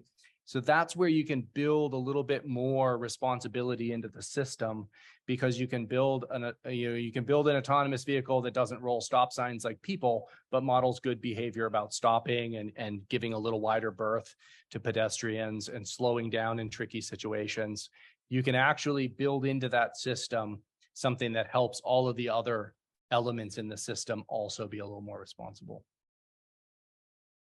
Okay, I saw we had a couple questions over here in the green scarf. Go ahead.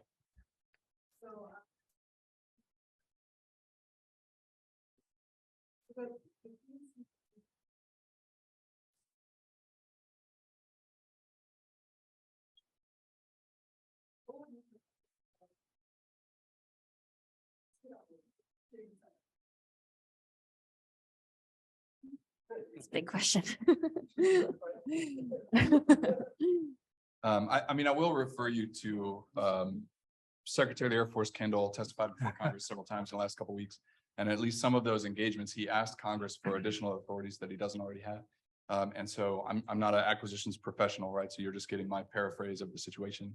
But the situation is essentially that we can't start a project until Congress has approved that project in the annual budget. And that annual budget cycle is 18 to 24 months long before we actually receive the money, right? And so what Secretary Kendall has asked Congress for is the ability at least to start the research and development of the project, especially in a digital engineering environment where the risks are relatively low, prior to full authorization from Congress to start a new program. So that would be one means of being able to move more quickly, is to not let 1,000 flowers bloom. Secretary Kendall has made it clear that he doesn't want to do that, right? But have the ability to do some experimentation on more projects than we can do now, see which ones kind of bear fruit, and then invest in those and drive those into the budget. So that would be one partial solution. All right, thank you. I'm told we have time for one more question. So I think I saw a hand raised over here. Yeah, go for it. So Doug, that's on Social Security. How, when there are practical advances of AI, for various situations, does government outlet the perfect maybe a year ago? And if we look at humans who make decisions together, right? They're not perfect drivers, they're not perfect asking questions, they're not perfect at anything, and we accept that. But we seem to have a much better standard for AI students and learners at that point, where the best AIs, in case of face recognition, for instance, are far better than how do we, what framework would you say are the best practice to not let the perfect be but especially when the technology is over? Yeah, I would say that the perfect is pretty elusive. And so I would say if you don't allow the perfection of your AI to be the one egg in the basket of how good your system is, and you have around your AI, right, built into a process that accepts as workable the imperfection of the AI. If you have a goal of being perfect and all your eggs are in that basket, you're going to get it wrong.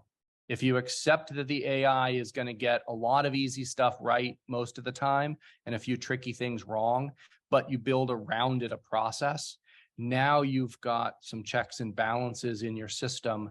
And now you have, as part of your process, the expectation that you don't have just one outcome, right? You have a variety of outcomes, some where the machine does most of the work and some where the human does most of the work. And you have a good balance between the two.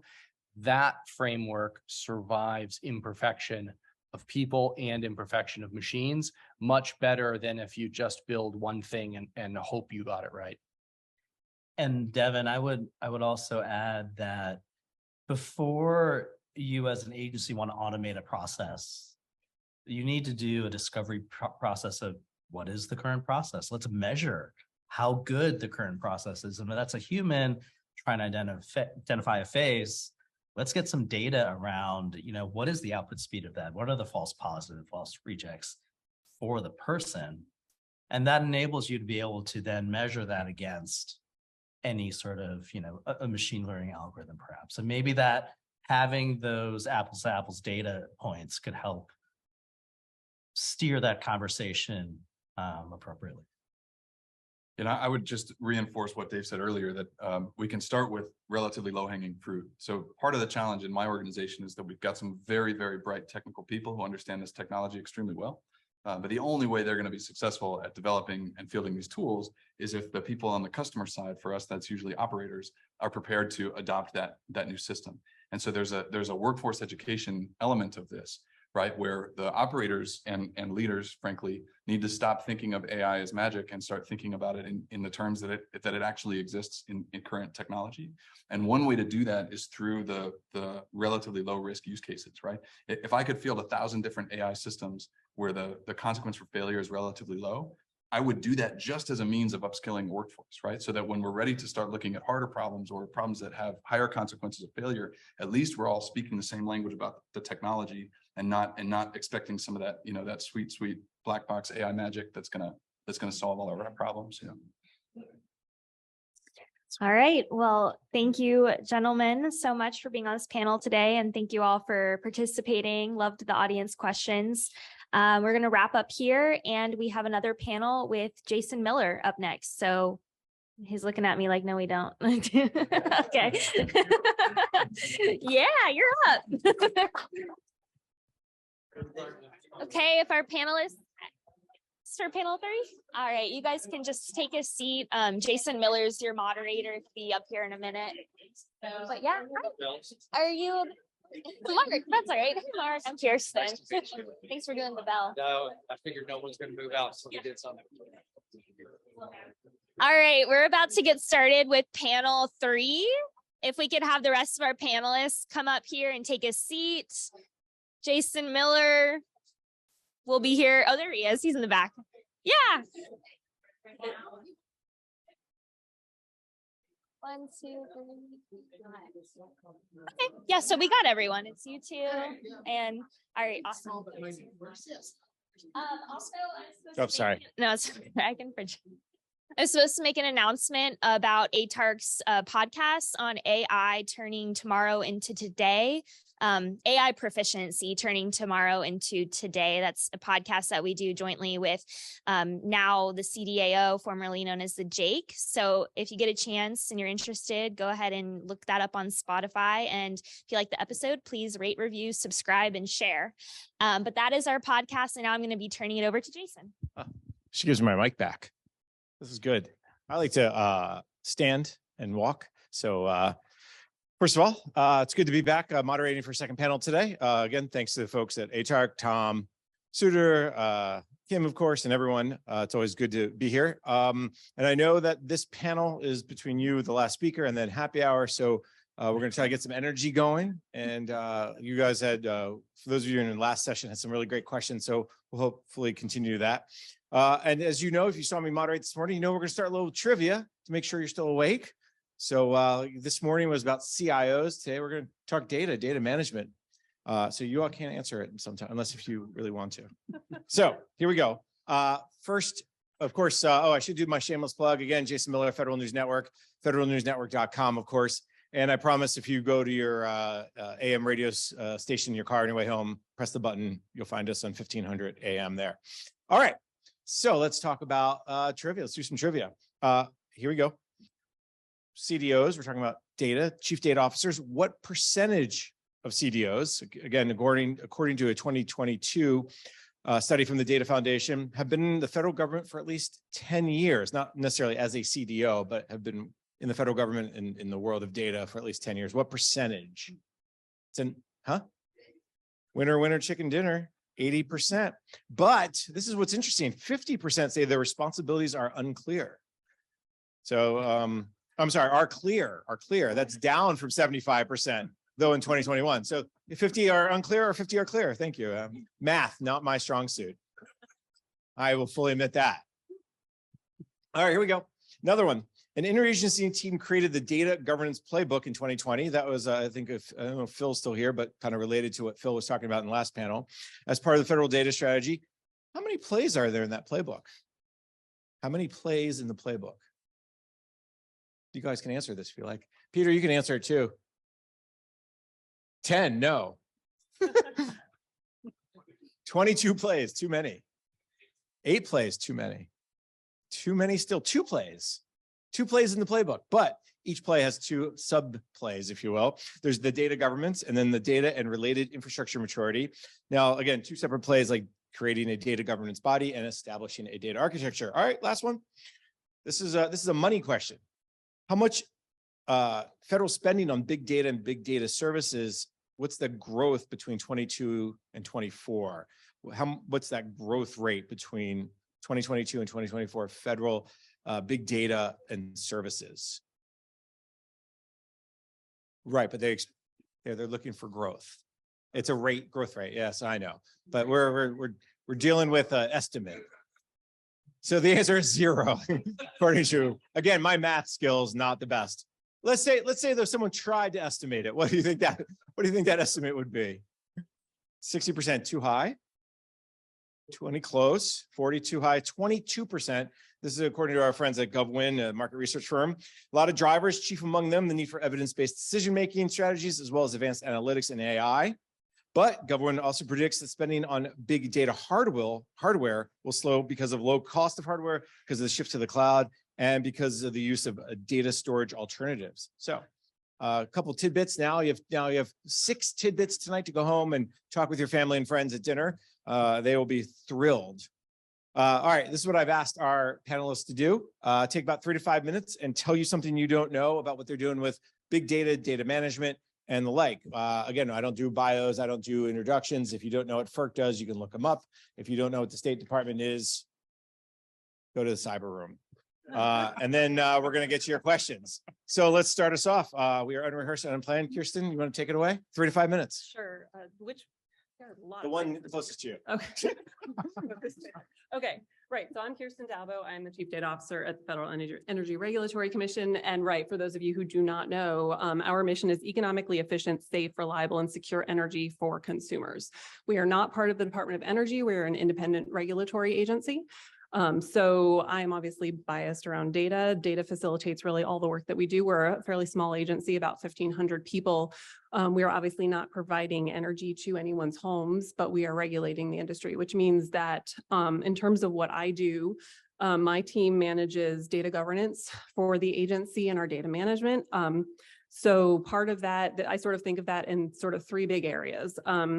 We have to manage all of our information collection. So for us to be able to regulate the energy industry, we have to collect a lot of data from the industry because we don't actually own that data. So if you're familiar with it, we have to follow the Paperwork Reduction Act, as all of government agencies do. But I would argue that small agencies have a sort of high percentage of information collections because of the fact that the bulk of the data that we have is coming to us externally. So FERC manages 110 information collections. My team manages that whole process. So a lot of what that team does then is making sure that we're being as thoughtful as possible about all that data that we collect, thinking about how we can reduce burden of that data collection process, thinking about how we can ensure we're building in machine readability into the information collections to make that data as useful as possible when it comes in, so we don't have to spend a lot of unnecessary time transforming it, making it as useful as possible. Also that makes it more useful for the public when we have to get that data back out to the public. And just building in as much consistency around that data so we can really get the analysis we need from that data. Another pillar that we work on a lot, building and maturing our data governance. So making sure that we're building the coordination across the entire data lifecycle. As Jason mentioned, CDOs, we all came to be because of the Evidence Act. There are 14 functions written into the Evidence Act as to the responsibilities of CDOs. So right, some CDOs say there's not a lot of clarity about what we do, but there are 14 functions that are written into the law. And top amongst those is that we are supposed to be managing the entire data lifecycle for our agency. And if you really think about what that means, that touches really every part. So a lot of that data governance process is thinking about how we can make sure that the powers that be, the right people, know where data plays into their work. There's policy implications, there's legal implications, there's resource implications. So how do we make sure that across that entire data life cycle, people are thinking about the data implications of the work that they're doing? So in terms of actual work that my team does, we're building out a data stewardship framework because there's so much data coming into the agency. I need to make sure that I have a strong data stewardship model. So all the data stewards across the agency know what their responsibilities are, know how to effectively manage the data that they actively steward. I cannot be an expert in every single one of our data assets. So I need to make sure that I know who is the expert on each of our data assets and that they know how to do their job effectively. There's also then just building out our enterprise data inventory. We're all working on that. And I think in terms of all the conversations we've heard today, things like zero trust, artificial intelligence, machine learning, none of that really is possible without a good enterprise data inventory. We got to know what we have, right? And then third, we're building out an analytics platform to make sure that we can actually make use of all of this data.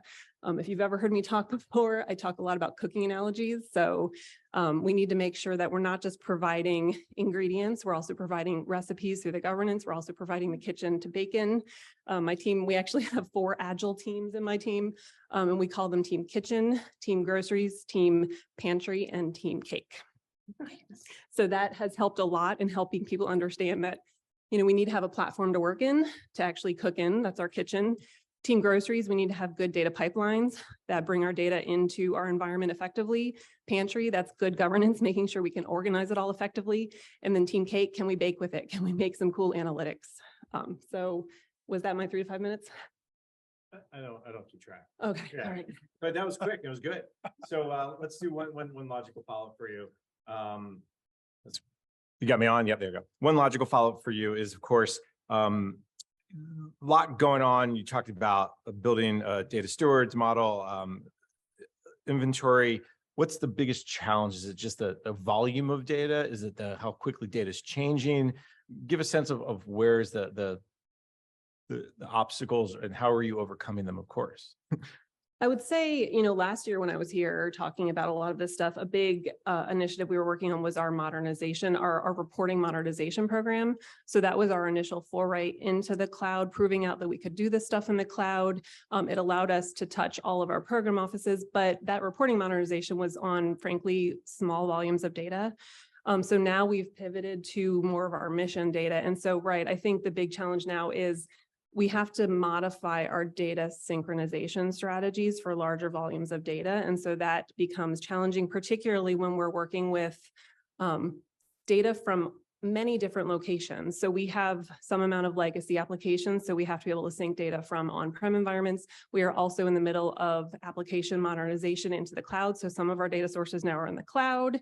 So I need to be able, and then we have a lot of data subscriptions where we get from external providers. We need to be able to pull that data in. So we have to have a very flexible data synchronization strategy that allows us to connect to data from any type of source, and that gets fairly complicated. So that's kind of where we are in terms of our life cycle and the challenges we're considering right now. All right, Brian, tell us something we don't know. All right. Well, hi, everybody. I'm Brian. And the State Department, hopefully you know quite a bit about what our mission is. Yeah, if you don't, we are definitely on state.gov. More importantly, we also have some great resources up there as well. One of the big things that's been a real driving factor for us, and I promise that comment links in with this, is that our enterprise data strategy that we released almost a year and a half ago now is kind of what drives our momentum. When it comes to having data-informed policy, which means for us that, you know, we want to be making decisions not just from the gut, but also from, you know, real actionable information, making sure that we have data, you know, that is correct, that we are doing the best effort that we possibly can to ensure that we have looked at the numbers and we're not going on a gut feeling. I think that the most important thing about all of this is that with this enterprise data strategy, which of course was the first that we had put together, our CDO shop was just stood up about 3 years ago. So just like, you know, Evidence Act, most of our CDO shops were. And we are, what pushes us forwards with our enterprise data strategy is that we don't take a look at it from a topic of like, oh, we're going to talk about data governance today. We're going to talk about data access today. We look at it from a perspective of we're going to talk about our competition globally with, let's say, like the People's Republic of China. Or if we want to talk about how we do things for emergency management, right? Like we're one of the big agencies that helps to respond when something bad happens overseas. We're the ones there to help Americans out. That's our primary goal, right? As a department, like we're there to help Americans when you're overseas.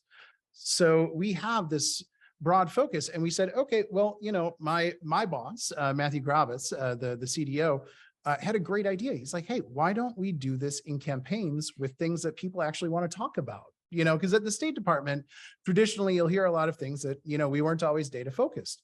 And so that was a tremendous way to get people to integrate, to get people to come to those meetings. Because instead of us saying, hey, we're going to go talk about data visualization, people are coming to the meetings where we're talking about, hey, let's come up with a dashboard where we know, you know, where Americans are in a country, right? Or, hey, let's figure out some of these big policy challenges, you know, like, you know, environmental climate change impact, right? Like that was one of our last campaigns. And so by bringing these people into the room and having people there that are able to interpret, to take those business concepts from folks that wouldn't traditionally be wanting to talk about IT concepts, they can take them, they can turn them into actionable back-end requirements for us to work on. So we can immediately start saying, okay, well, actually, in order for us to do this dashboard, we have to have this level of data governance. And it gives us use cases. It gives us something actionable. And with our organization, we try to be very agile in whatever we do. We recognize that things are going to be a bit more challenging because we're building the plane as we're flying it, right? I hear that probably at least 5 times a day. But at the same time, I've got a good strap that keeps me from flying out the plane.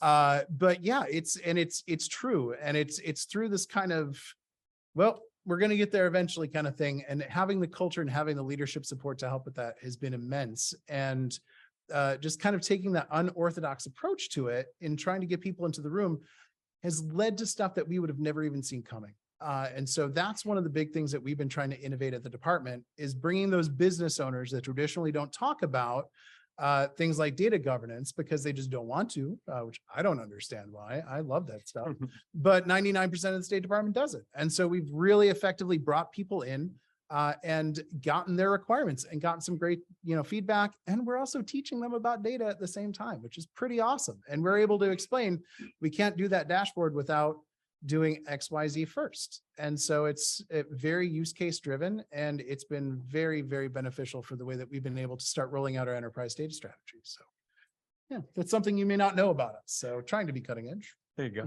go. Quick follow-up. We just saw recently with the evacuations in Sudan as an example.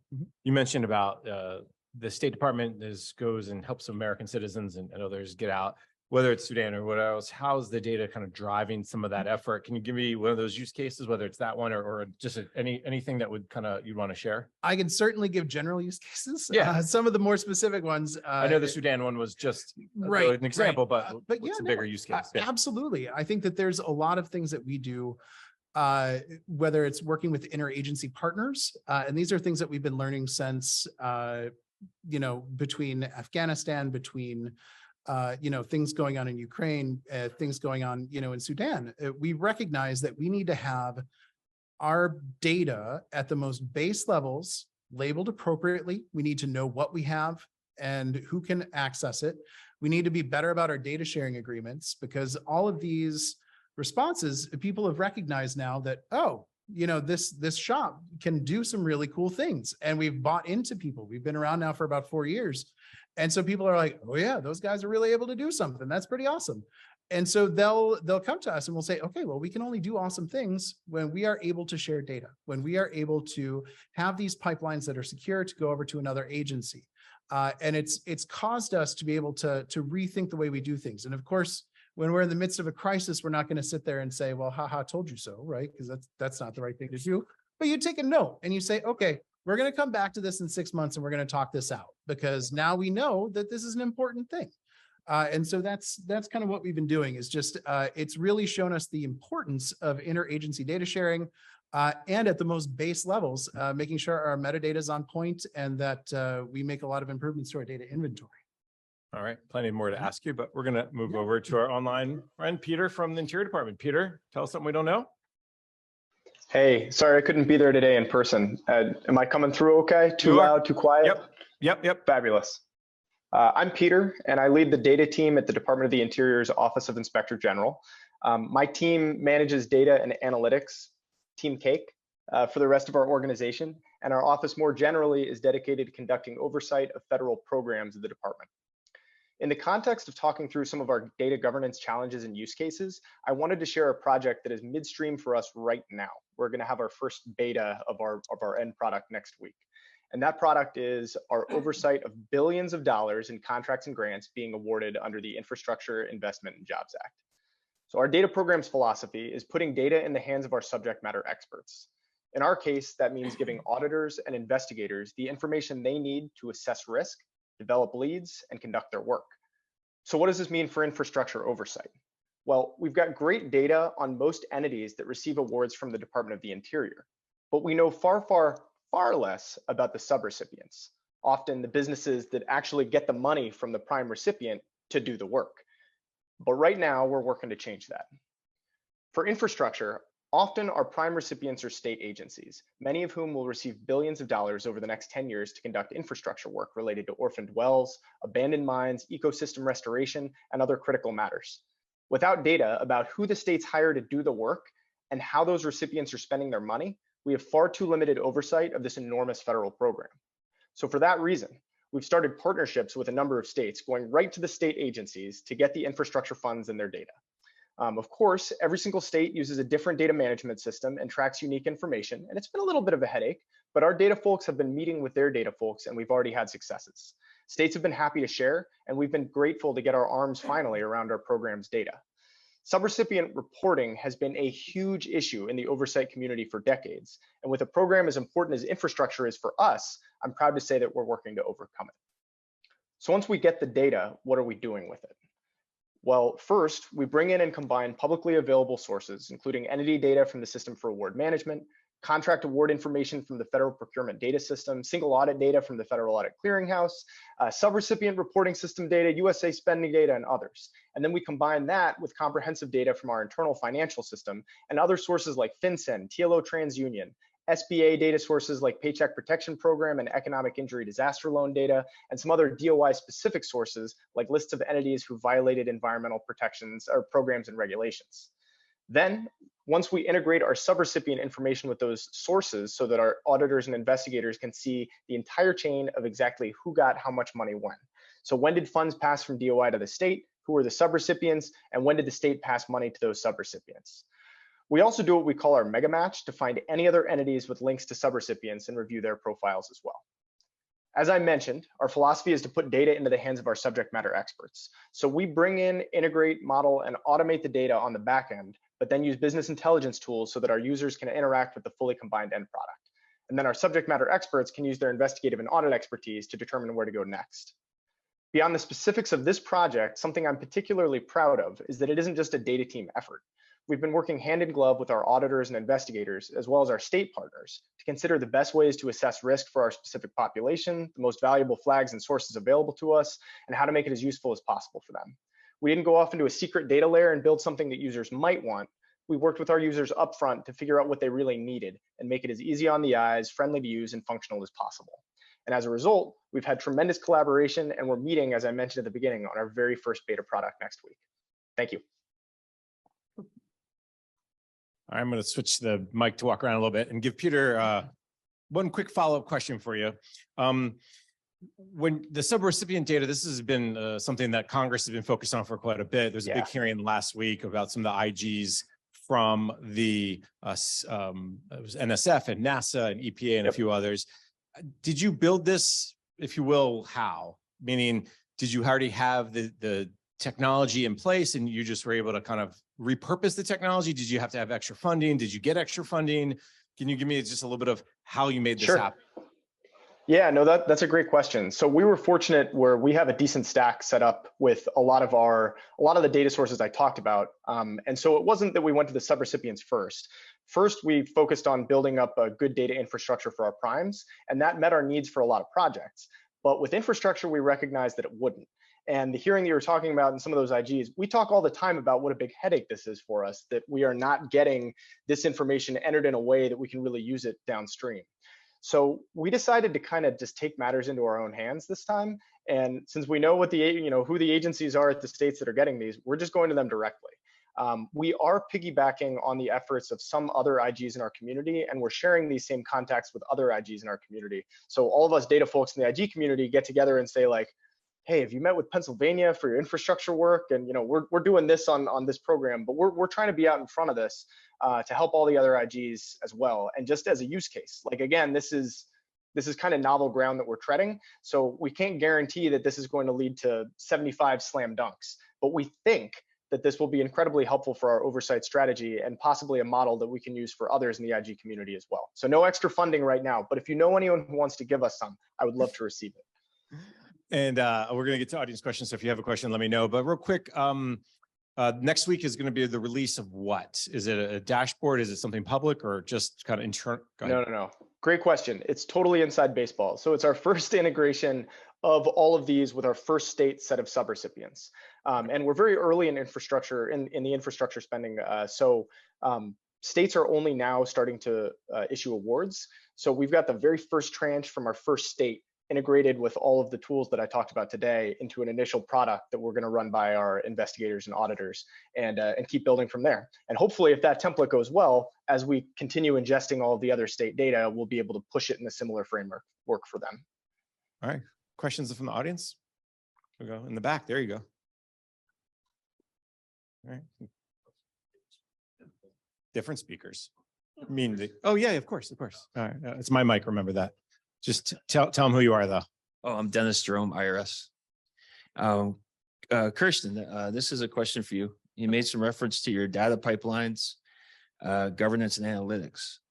Is this talking about traditional CI/CD pipelines, or is your data pipeline something else? Are you using infrastructure as code, and are you deploying and automating apps? Well, my team groceries would have to answer all of those specific questions. But yes, we do a lot of infrastructure as code. We are building out in the Azure environment. So we're using a lot of the Azure services to facilitate data movement, but I don't know that I can speak specifically to all of the technologies. My team would have to speak exactly to how we've figured a lot of that stuff out. I mean, a lot of our pipelines, we're a lot of our databases are SQL, so a lot of them are using sort of standard SQL connections into the cloud. But as we're looking at some, like I mentioned, those larger volume data assets and looking externally, we're looking at other tools as well. But sorry, I can't speak to all of the specifics, but we're definitely doing a lot of infrastructure as code. Okay, no, thank you. That's great. I think you're a little bit ahead of us when you talk to SQL and going to the cloud ops. Okay. So I appreciate, thanks. Brian or Peter, you want to talk a little bit about cloud technology and or data pipelines? Like, how are you taking in all this data? How are you processing it? You want to offer anything, Brian? Sure. Yeah. I think that we've gone from being a very, we've adopted the cloud rather quickly. In the past, we weren't always necessarily as embracing of it. I think now, much like a lot of our colleagues, we are, breaking out into Azure and really trying to see what we can build. We're also utilizing a lot of analytics products in the cloud space and trying to make those available to our enterprise. So giving people tools and acting as a hub to be able to do that.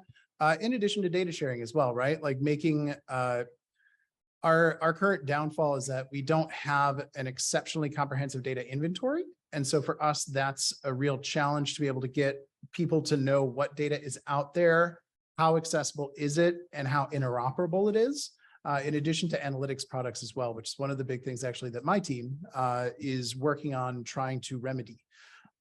But yeah, we are definitely pointing towards the cloud, starting to migrate away from on-prem in its entirety, and looking at tools that can help us do that, whether it's pipelines, transformation. We are actually in the next year going to be doing some significant focus on our tech stack and making sure that we are empowering ourselves to be the interagency data sharing folks that we want to be. So, and Peter, do you want to jump in, or I have another question? Sure. I'll just jump in very briefly to say that similar to you, Brian, we have kind of a funny hybrid setup right now where we are still using a lot of on-prem, including a lot of our SQL Server, and our our Python work is generally being run on a big server in a room. But then for some of our BI tools, we have a cloud solution.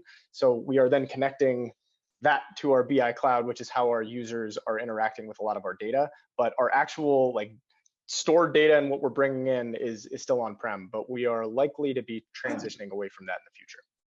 All right, another question. No, my mic. Still my mic. Talk with your hands.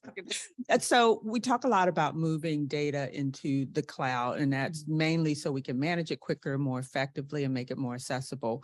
But how do you distinguish, what's the criteria of the data that goes in the cloud?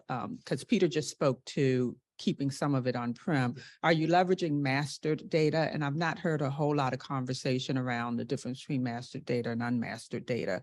So if any of you can speak to kind of how you're kind of selecting mastered data, and if anything that's not mastered stays on-prem, or if all of it just goes into the cloud, which makes it a lot of data.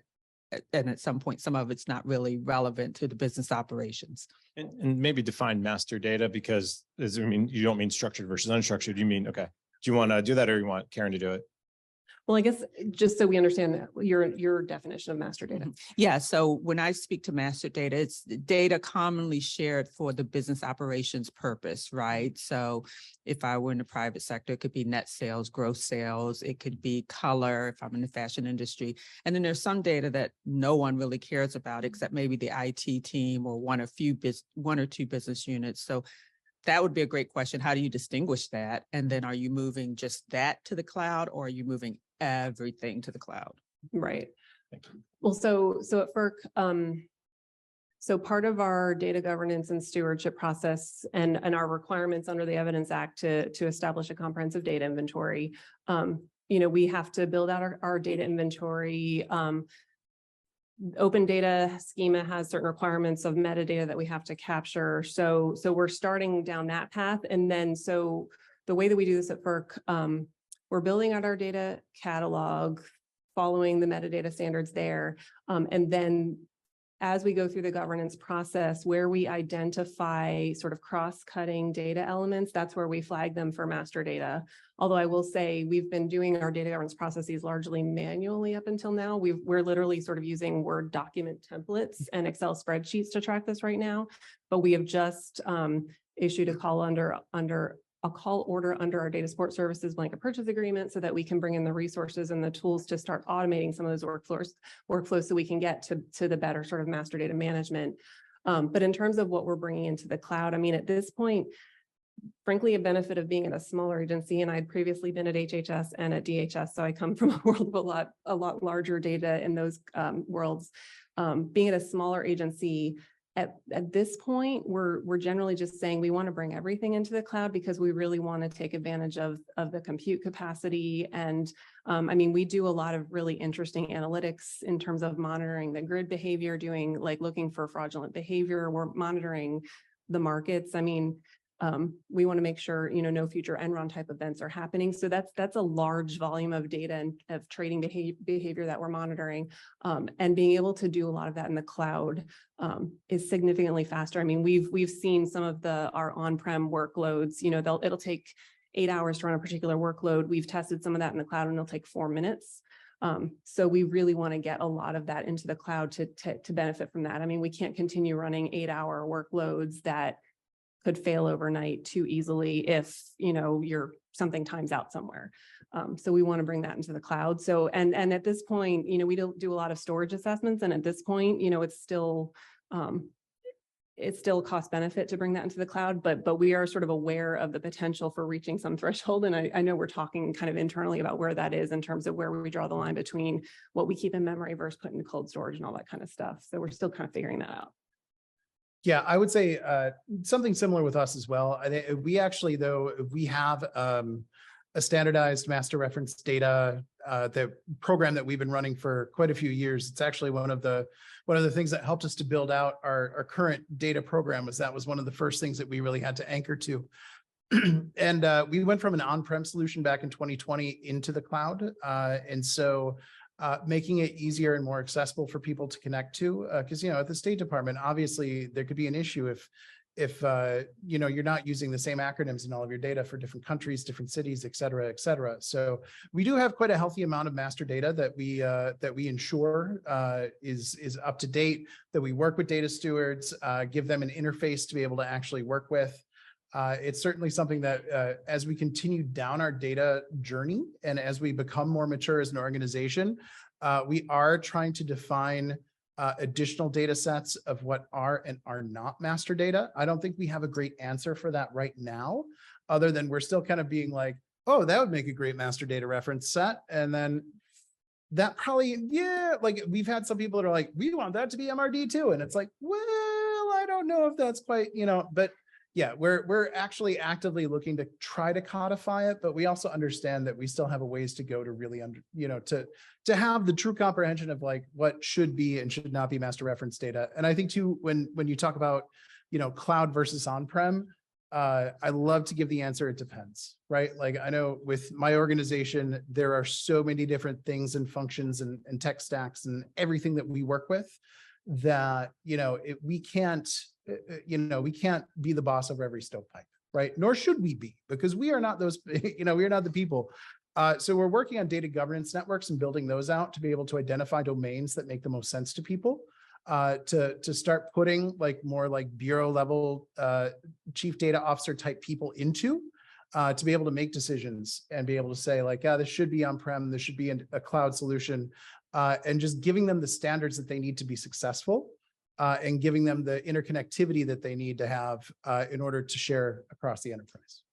All right, Peter, I'm going to ask you to hold up because I'm going to get to our last question because then we have, then I was given the 3 minutes, now 2 minutes. So tell them who you are and quick question. Dan Bwan, Department of Justice, DEA. Are you using data lakes? Is it good for artificial intelligence and any considerations?